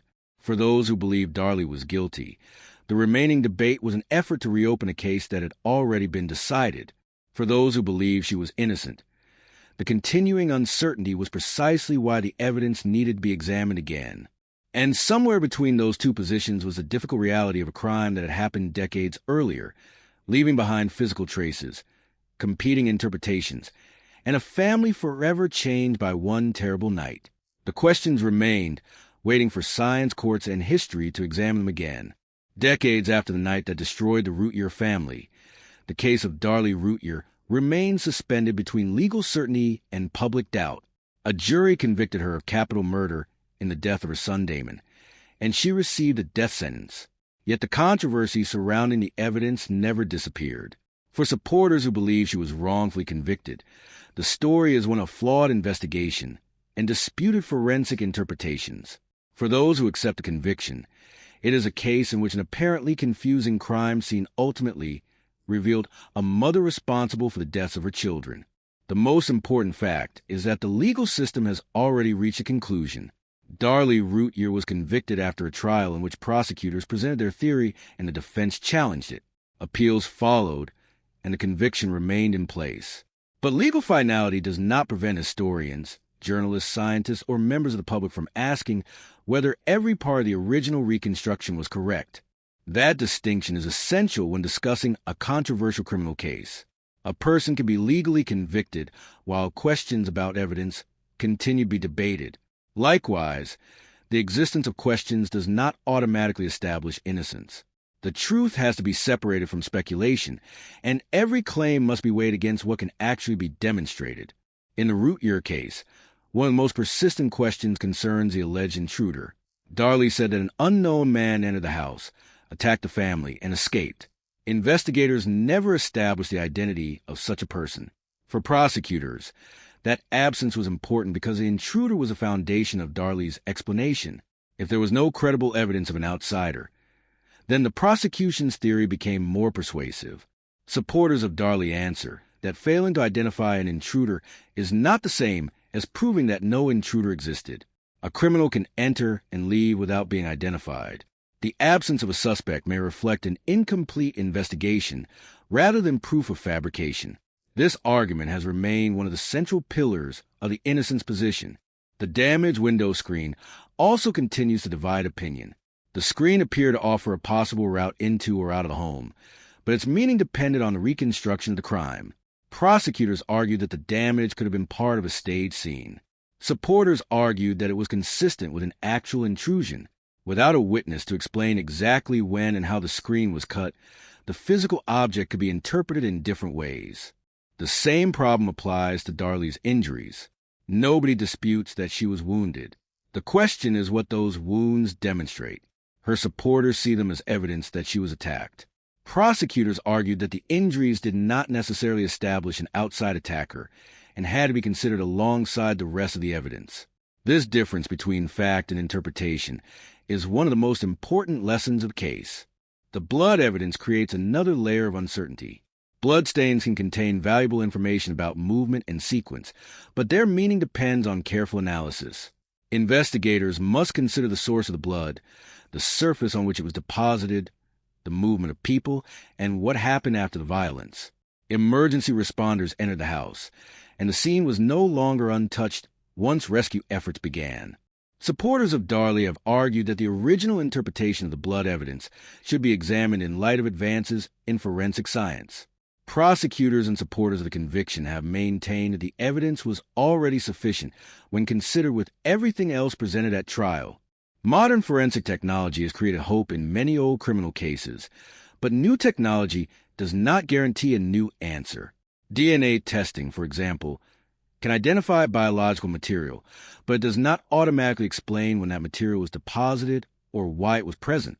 A profile belonging to an unknown person might be significant in one location and almost meaningless in another. Context remains essential. That is why requests for additional testing must be evaluated carefully. If testing identifies biological material directly associated with the attack and establishes that it could not have originated from the family or investigators, the result might be important. If testing produces an unidentified profile from an object that many people could have touched, the result may not resolve anything. The passage of time presents another challenge. Evidence from 1996 has existed for decades. Some material may have been consumed during earlier testing. Some may have degraded. Some may no longer be available in the condition required for modern analysis. Even when evidence survives, scientists must consider the possibility of contamination or innocent transfer. These limitations do not make forensic testing useless. They simply mean that science must be applied carefully. A dramatic laboratory result can still be misunderstood if the circumstances surrounding the evidence are ignored. The Root Year case also illustrates how public opinion can become part of a criminal investigation long after the courtroom has closed. Images of Darley, especially the widely discussed gravesite video, shaped how many people perceived her. Some viewers saw behavior they considered disturbing. Others saw a grieving mother responding to unbearable trauma in an individual way. Neither reaction can substitute for forensic proof. Human beings are complicated, particularly during extreme grief. There is no universal expression of mourning. A person can cry, become silent, laugh, become angry, or appear strangely calm. Emotional behavior may influence how observers feel, but it cannot reliably reveal guilt. The danger of judging a case through emotion is especially serious when the accused person is the parent of the victims. The natural expectation that a mother should behave according to a particular image of grief can become an unconscious standard of guilt. The law, however, requires evidence rather than an emotional performance. The opposite danger also exists. Sympathy for a defendant can make disputed evidence appear less important than it really is. A compelling personal story does not prove innocence any more than an unsettling video proves guilt. The only reliable path is to examine the evidence and its limitations. Darley Root Year's case therefore remains difficult precisely because both sides can point to facts that appear significant. Those who believe she is guilty can point to the prosecution's reconstruction, the absence of an identified intruder, and the physical evidence they believe supports staging. Those who believe she is innocent can point to her injuries, the alleged entry point, questions surrounding forensic interpretation, and the possibility that an unknown attacker was never properly identified. The jury ultimately accepted the prosecution's explanation. That verdict matters. It should not be erased simply because controversy continued afterward. At the same time, acknowledging the verdict does not require pretending that every public question has disappeared. A responsible examination of the case can recognize both realities. There is also a human dimension that is sometimes lost when the case becomes a debate about evidence. Devin and Damon were children. They had families, personalities, routines, and futures that ended in a single night. Their deaths cannot be reduced to arguments over blood patterns, windows, knives, or courtroom strategy. For the Root Year family, there was no return to ordinary life after June 6, 1996. Darren lost 2 sons. Drake lost 2 brothers. Darley lost 2 children, and then spent the rest of her life fighting a conviction that she has continued to reject. Whatever conclusion someone reaches about the evidence, the family consequences are permanent. The case also raises a broader question about capital punishment. When a person is sentenced to death on circumstantial evidence, the demand for accuracy becomes especially profound because an execution cannot be undone.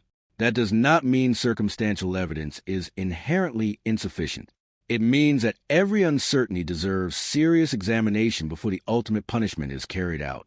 For that reason, the root year case remains a reminder that a verdict can close a courtroom proceeding without ending every debate about evidence. The legal judgment is clear, but public questions continue because people disagree about what the physical scene proves. Any future examination must separate verified facts from assumptions and emotion. Above all, the focus should remain on Devin and Damon, whose lives were lost before they could tell their own story. Their deaths deserve investigation, honest uncertainty, and respect.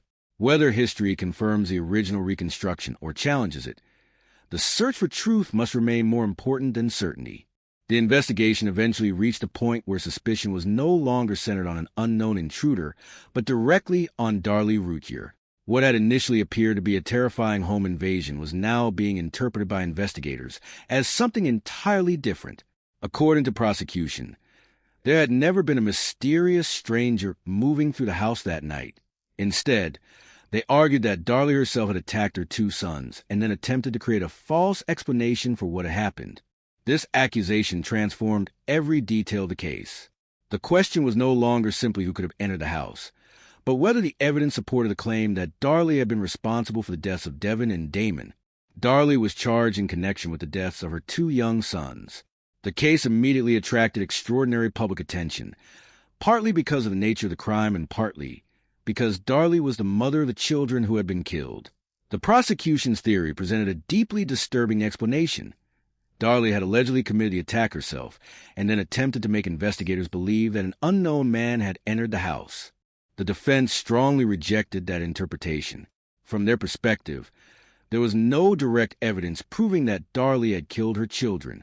No witness had seen her attack Devin or Damon. There was no confession in which she admitted carrying out the killings. Instead, the prosecution's case depended on a collection of physical evidence, statements, injuries, and interpretations of what investigators believed had happened inside the house. That distinction became extremely important. The case was not built around one unmistakable piece of evidence that could independently establish guilt. Instead, prosecutors presented a series of circumstances and argued that, when considered together, they pointed toward Darlie as the person responsible. The defense attempted to challenge that chain at every stage, arguing that individual pieces of evidence could have alternative explanations and that the existence of uncertainty within those details should prevent a conviction. The prosecution focused heavily on the scene inside the home. They argued that certain aspects of the evidence did not fit naturally with the story of an unknown intruder entering the house during the night. The cut window screen, the location of objects, the knife, the injuries, and other details were presented as parts of a larger picture. Prosecutors suggested that the scene had been manipulated in an effort to make investigators believe that someone from outside had committed the attack. For the defense, however, the same scene could be understood differently. The night had been chaotic and violent. Darlie had been injured. Her children had suffered catastrophic wounds. She had been confronted with an emergency that would have been almost impossible to process calmly. The defense argued that movements, contact with objects, blood, and other changes to the scene did not automatically prove deliberate staging. This disagreement over interpretation became one of the defining characteristics of the case. The prosecution did not need to convince everyone that every single detail had only one possible meaning. Instead, they attempted to persuade the jury that the combined evidence formed a coherent explanation. Their position was that the more individual circumstances were considered together, the less credible the intruder theory became.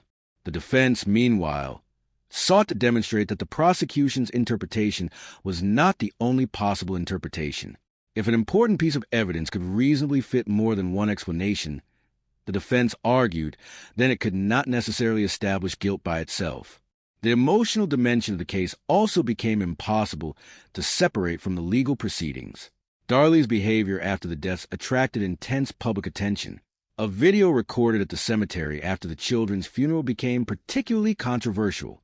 In the footage, Darlie could be seen smiling and talking while other children played nearby. For many viewers, the scene was shocking. They struggled to understand how a mother who had just lost 2 sons could appear cheerful only days later. The footage contributed to a public image of Darlie that was deeply damaging. People who already suspected her saw the video as confirmation that her behavior was unusual or inappropriate. Yet emotional behavior is not the same thing as proof of murder. People respond to grief in very different ways. Some cry openly. Others become quiet or withdrawn. Some may laugh or smile during moments of extreme stress. A person's reaction to tragedy can be difficult for an outside observer to understand, particularly when that observer has no knowledge of the person's internal emotional state. Nevertheless, the cemetery video became part of the broader public discussion surrounding Darlie. It helped shape perceptions of her personality and contributed to the growing belief among some observers that something about her behavior was fundamentally wrong. The legal case, however, still depended on evidence rather than public opinion. As prosecutors presented their theory, they emphasized what they believed was the absence of convincing reason for an unknown attacker to enter the house and carry out the killings in the way described by Darlie. They argued that the evidence was more consistent with a crime committed from inside the family home. The defense challenged that conclusion and maintained that investigators had become too focused on Darlie once they began to doubt her account. According to this perspective, the investigation gradually changed from determining who had entered the house to searching for evidence that could support the theory that Darlie herself was responsible. That difference in investigative perspective was crucial. Once investigators considered Darlie a suspect rather than simply a surviving victim, the meaning of existing evidence could change. Statements that had initially been interpreted as part of a victim's account could later be examined for inconsistencies. Injuries that initially appeared to support an attack could be analyzed in terms of their severity and characteristics. Physical evidence that might initially have seemed connected to an intruder could instead be examined as possible evidence of staging. The prosecution presented these interpretations as parts of a single narrative. The defense argued that the narrative depended too heavily on assumptions. In 1997, the case went to trial. The proceedings received enormous attention, and the courtroom became the setting where these competing explanations would finally be tested. Prosecutors presented evidence intended to demonstrate that Darlie's account could not be trusted. They argued that the physical evidence contradicted the story of an unknown attacker and supported their belief that Darlie had caused the deaths and then attempted to mislead investigators. The defense continued to insist that reasonable doubt remained. They argued that no one had directly witnessed Darlie killing her sons, and that the prosecution's conclusions depended on interpretations of circumstantial evidence. This made the jury's task particularly difficult. The jurors were not asked to decide whether Darlie appeared sympathetic, whether her behavior seemed normal, or whether they personally found her story believable at an emotional level. They had to determine whether the evidence presented in court established her guilt to the required legal standard. Ultimately, the jury found Darlie Routier guilty of murdering Damon. She received the death sentence. The case involving Devin was also part of the prosecution against her, but the death sentence was connected to Damon's murder. The verdict transformed Darlie from a grieving mother at the center of a horrifying tragedy into one of the most widely known female death row prisoners in the United States. For supporters of the verdict, the conviction demonstrated that the evidence had been sufficient when viewed as a whole. They believed that the intruder explanation could not adequately account for circumstances inside the home and that the combined physical evidence pointed toward Darlie. For those who questioned conviction, the verdict represented something very different. They believed the prosecution had constructed a persuasive narrative from evidence that remained open to alternative interpretations. They continued to question the investigation, the reconstruction of the scene, the meaning of the injuries, the window, the knife, and the other physical evidence. That disagreement would continue long after the trial ended. The case therefore became more than a question of whether Darlie Routier was guilty or innocent. It became a debate about how evidence should be interpreted when there is no single piece of proof that independently resolves the entire story. One side saw the evidence as interconnected pieces forming a convincing explanation. The other saw the same pieces as uncertain fragments that could not reliably exclude the possibility of an intruder. Darlie continued to maintain that she had not killed her children. Her conviction did not end the controversy. Instead, it began another chapter in which lawyers, investigators, forensic specialists, journalists, and members of the public would continue examining the evidence and questioning whether the original interpretation of that terrible night had been correct. The central question remained the same. Was the prosecution's story the only explanation that could account for what happened inside the house, or had an alternative possibility been dismissed too quickly? That question would follow Darlie Routier long after the courtroom had delivered its verdict. The investigation had reached a point where the names of the victims were no longer the greatest mystery. Laura Miller, Audrey Lee Cook, Heidi Fye, and Donna Gonsolin Prudhomme had been given back their identities. Their families finally knew where the women had gone and what had happened to them. But identification was only the beginning. The most important question remained unanswered. Who had killed them? That question became even more complicated because the 4 deaths did not come with one simple crime scene, one obvious suspect, or one complete chain of evidence.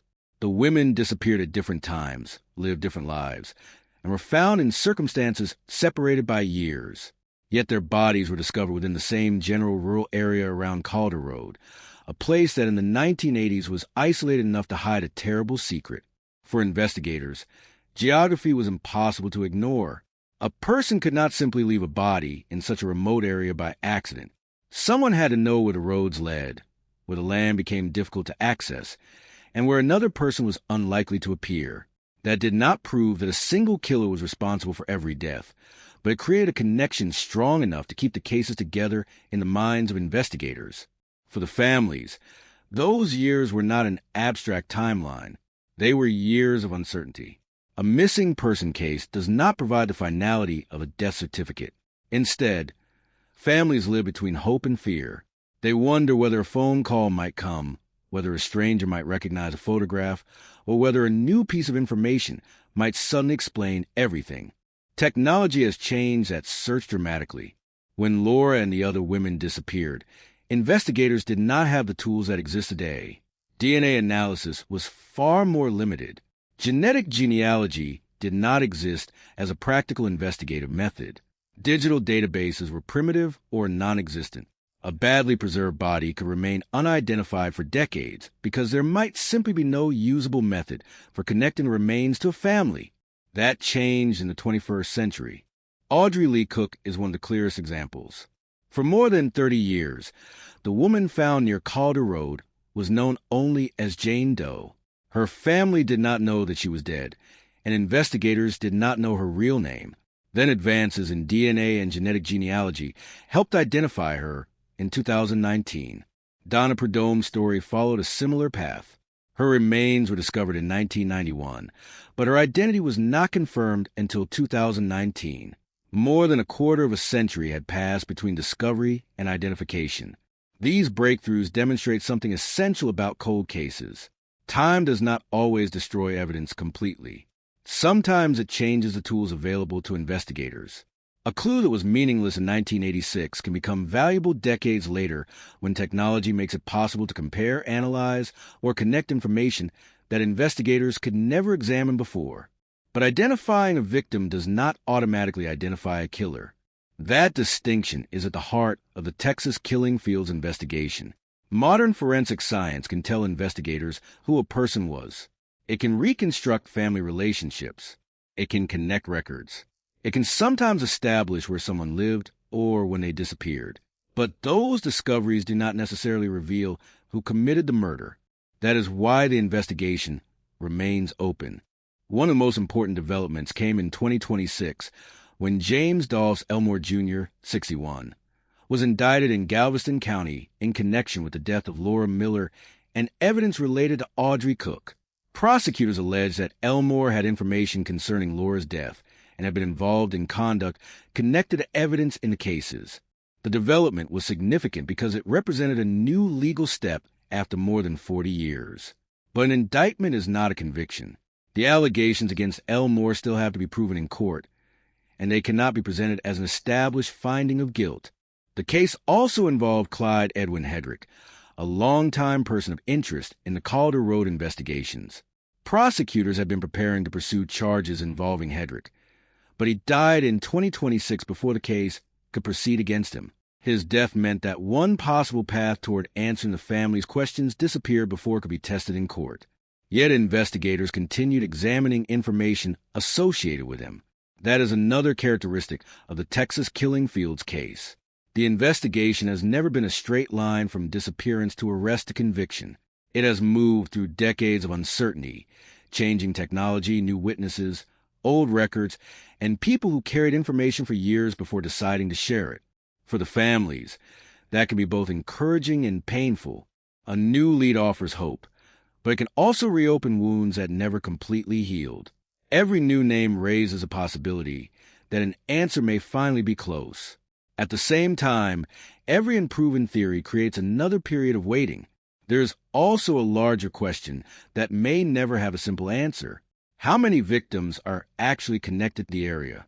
The 4 women officially associated with the Calder Road cases are known, but the broader Houston and Galveston region has been linked to many missing person investigations over the decades.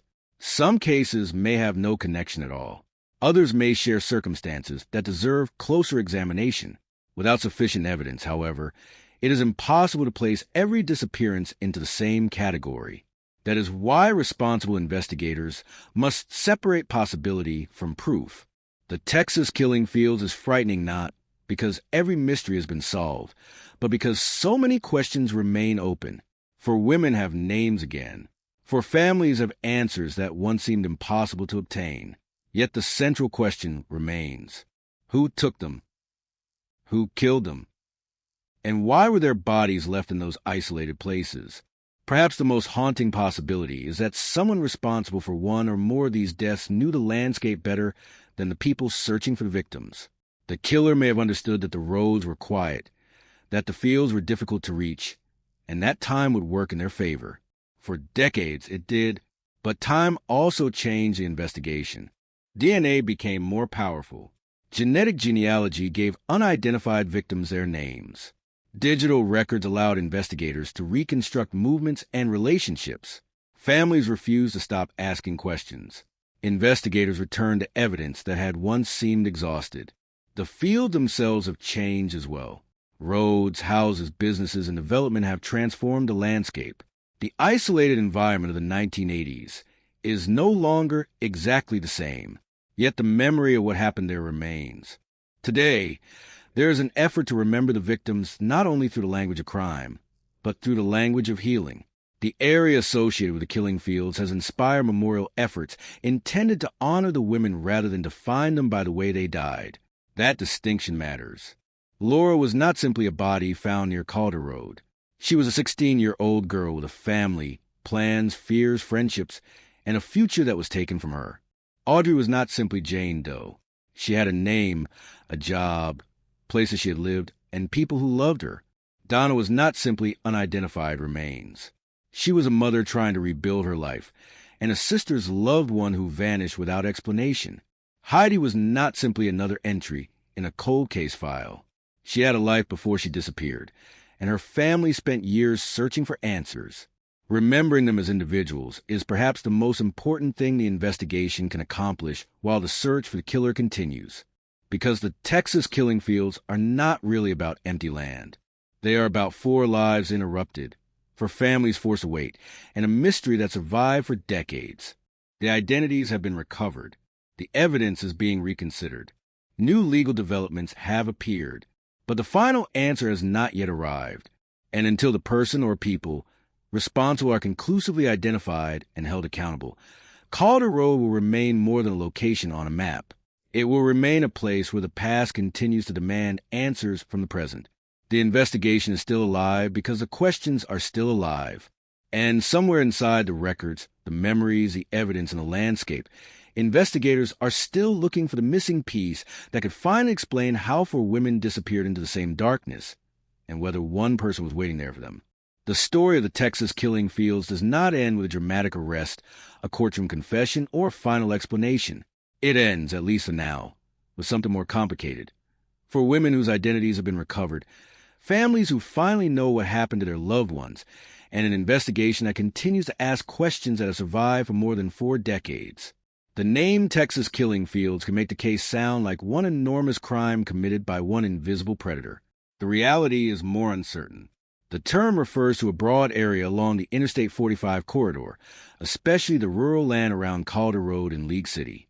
Many women and girls disappeared or were found dead in the wider region over several decades, but investigators have never proved that every case was connected. The 4 Calder Road victims remain at the center of the investigation, yet even their cases cannot simply be treated as the work of one confirmed killer. That uncertainty is important because it changes the way the story should be understood. Heidi Fye, Laura Miller, Audrey Lee Cook, and Donna Gonson Perdome were not chapters in a single proven crime. They were 4 individual women whose lives ended under mysterious and violent circumstances. Their deaths became connected because their remains were discovered in the same isolated area, because their disappearances raised similar questions, and because investigators believed the geography could reveal something about whoever used the land to conceal the bodies. For years, Audrey Cook existed in the case as Jane Doe. Donna Perdome was known as Janet Doe. Their remains had been discovered decades earlier, but the forensic technology available at the time could not provide the answers that modern investigators could eventually obtain. In 2019, advances in DNA analysis helped restore their names. That achievement mattered enormously. A person who had been reduced to an unidentified body became a daughter, a sister, a mother, a worker, and a human being with a history that could finally be investigated. Identification also changed the questions investigators could ask. Once Audrey Cook had a name, detectives could examine where she had lived, where she had worked, whom she knew, and when she had last been seen. The same became possible for Donna. Instead of searching for a stranger with no history, investigators could reconstruct real lives and look for the moments when those lives disappeared from view. Laura Miller's family had never stopped asking those questions. Laura was only 16 when she disappeared in 1984. Her father, Tim Miller, spent years trying to understand what happened to his daughter. His search eventually became larger than Laura's case. He founded Texas Search, an organization devoted to helping search for missing people. The tragedy that destroyed his family became a reason to help other families facing the same uncertainty. The Calder Road investigation also demonstrates why geography can matter so much in a murder case. During the 1980s, the area was far more isolated than it is today. Dirt roads, brush, open land, and oil fields created places where a body could remain hidden. Investigators believe that whoever used the area may have known the local roads and understood where people were unlikely to go. There is no publicly established proof that one person committed all 4 murders. There is no confirmed confession that explains every death. There is no direct witness who has publicly identified one individual as the person responsible for the entire Calder Road series. Those gaps are precisely why the investigation remains unresolved. After more than 40 years, a new legal development brought renewed attention to the case. James Dolphs Elmore Jr., 61, was indicted in Galveston County in connection with allegations involving Laura Miller and evidence related to Audrey Cook. Prosecutors alleged that Elmore had information connected to Laura's death and that he was involved in conduct concerning evidence in the Cook investigation. The development was significant, but it must be understood carefully. An indictment is an accusation, not a conviction. The allegations against Elmore still have to be proven in court. His indictment does not establish that he killed Laura, that he killed Audrey, or that he was responsible for all 4 deaths. The case also brought renewed attention to Clyde Edwin Hedrick, a longtime person of interest. Prosecutors have been preparing to pursue charges involving Hedrick, but he died in 2026 before those proceedings could take place. His death removed the possibility of testing those allegations against him in a courtroom. It also left investigators and families with another painful reminder how time can close one path even as another opens. Information provided over the years continue to help investigators revisit old evidence. Tim Miller received information from Elmore during meetings over a period of years, and those conversations contributed to renewed attention on Laura's case. What had once seemed like a dead end could suddenly become relevant when combined with modern investigative methods and a clearer understanding of the people involved. This is how cold cases often move forward. They rarely return to life because of one magical clue. More often, investigators take old evidence and ask new questions. A name that once meant nothing can become important. A relationship can be reconstructed. A DNA result can connect two people. A witness can remember a detail differently after decades of reflection. A document can acquire meaning because another piece of evidence has finally been found. The technology may change, but the purpose remains the same: to reconstruct the last known moments of a victim's life and determine what happened after those moments ended. Heidi Fye disappeared before her remains were discovered in 1984. Laura disappeared in 1984 and was found 2 years later. Audrey Cook was last seen in 1985, and her remains were found in 1986, but her identity remained unknown for more than 30 years. Donna Prudhomme disappeared after trying to rebuild her life, and her remains were discovered in 1991. Her family waited decades before learning that she was the unidentified woman investigators had found. Their stories are different, yet the same questions surround them. Who was the last person to see each woman alive? Where did each woman spend her final hours? Did she know the person who killed her? Was she deliberately taken to Calder Road? Or did she die somewhere else and have her remains transported there? Were the cases connected by one offender, several offenders, or simply by geography? That caution is especially important because the phrase Texas killing fields has become powerful in popular culture. It can suggest a single serial killer operating across the entire region. The available evidence does not prove that theory. Some cases may be connected. Others may be completely unrelated. The 4 Calder Road deaths are themselves still not conclusively attributed to one person. What can be said with confidence is that the victims were real, their families suffered real losses, and the investigation has never stopped maturing. The land around Calder Road has changed. Places that were once isolated have been transformed by development. Roads have improved. Houses and businesses have appeared. The landscape no longer looks exactly as it did when the women disappeared. Yet the memory of what happened there remains. A place associated with death can also become a place of remembrance. Memorial efforts have sought to give the 4 women something that a cold case can easily take away: individuality. Their names can be spoken. Their photographs can be remembered. Their families can tell their stories. The location does not have to belong forever to the people who caused the suffering. There is no complete solution. There is no single answer that closes every file. There is only progress. Names recovered, evidence reconsidered, new legal developments, and families who continue to seek justice. The Texas killing fields remain a mystery because the final pieces have not yet been assembled. But a mystery that lasts 40 years is not necessarily a mystery that will last forever. Science changes. Records survive. People talk. Investigators return evidence.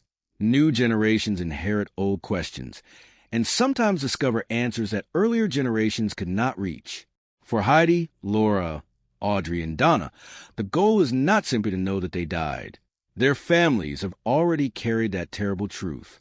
The goal is to understand how their lives ended, who was responsible, and why their bodies were left in a place where someone believed they could disappear from the world. For women have their names back. Their families have pieces of their stories back. And after more than 40 years, the investigation is still moving. Until the remaining questions are answered, the Texas killing fields will not be remembered only as a place where women were found dead.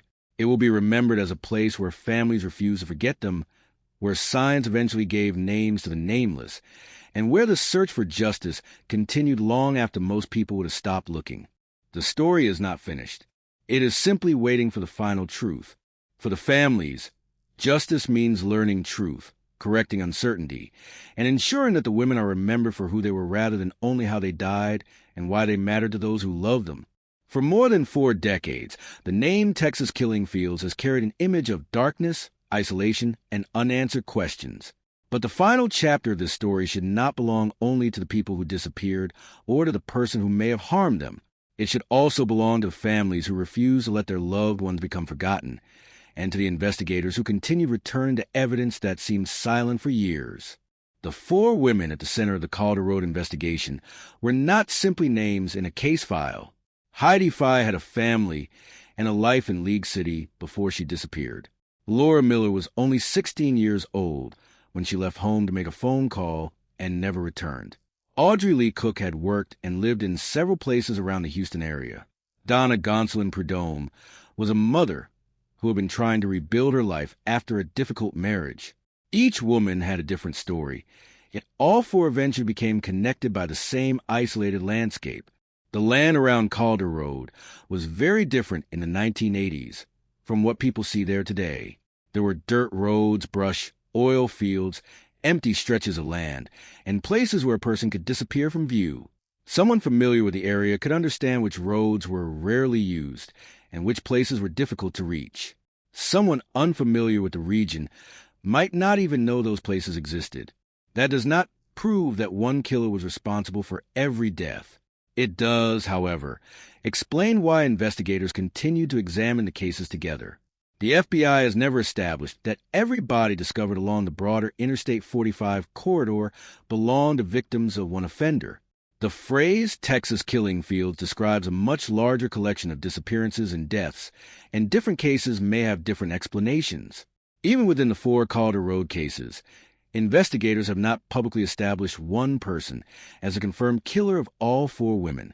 True crime often creates a desire for a single answer. People want one name, one motive, one moment when everything becomes clear. The Calder Road investigation does not provide that simple ending. Instead, it offers fragments: a disappearance here, a body there, an unidentified woman whose name remains unknown for decades, a witness who remembers something years later, a person of interest who dies before a case can be fully tested in court, an indictment that creates a new possibility without automatically proving guilt. For decades, Audrey Cook was known only as Jane Doe. Her remains have been found in 1986, but the woman herself had effectively disappeared from the official record. Her family did not know that she was dead, and investigators did not know who they were searching for. In 2019, DNA and genetic genealogy finally restored her identity. Donna Prudhomme experienced a similar tragedy. Her remains were discovered in 1991, but her identity remained unknown for more than 20 years. In 2019, genetic evidence helped investigators determine that the unidentified woman was Donna. Those discoveries did not solve the murders, but they solved something that seemed almost impossible. They gave the victims their names back. Once investigators know who a victim was, they can reconstruct her life. They can examine where she lived, where she worked, who knew her, where she had been seen, and who might have been the last person to encounter her alive. A nameless body leaves investigators with almost no personal history. A named victim gives them a map. For Laura Miller, that map also led back to her father, Tim Miller. Tim did not stop searching after Laura disappeared. His grief became a lifelong effort to help other families searching for missing loved ones. He eventually founded Texas X Search, an organization that has assisted in searches for missing people. Laura could not be brought home alive, but her disappearance became part of a larger mission to make sure other families received help when someone they loved vanished. There is something deeply significant about that transformation. A murder can take a person's future, but it cannot completely determine what that person's life means afterward. Laura's story became connected not only to death, but also persistence, remembrance, and the refusal to abandon other missing people. The investigation itself also demonstrates the importance of patience. Evidence collected in the 1980s was limited by the technology of the time. Investigators did not have the same DNA capabilities available today.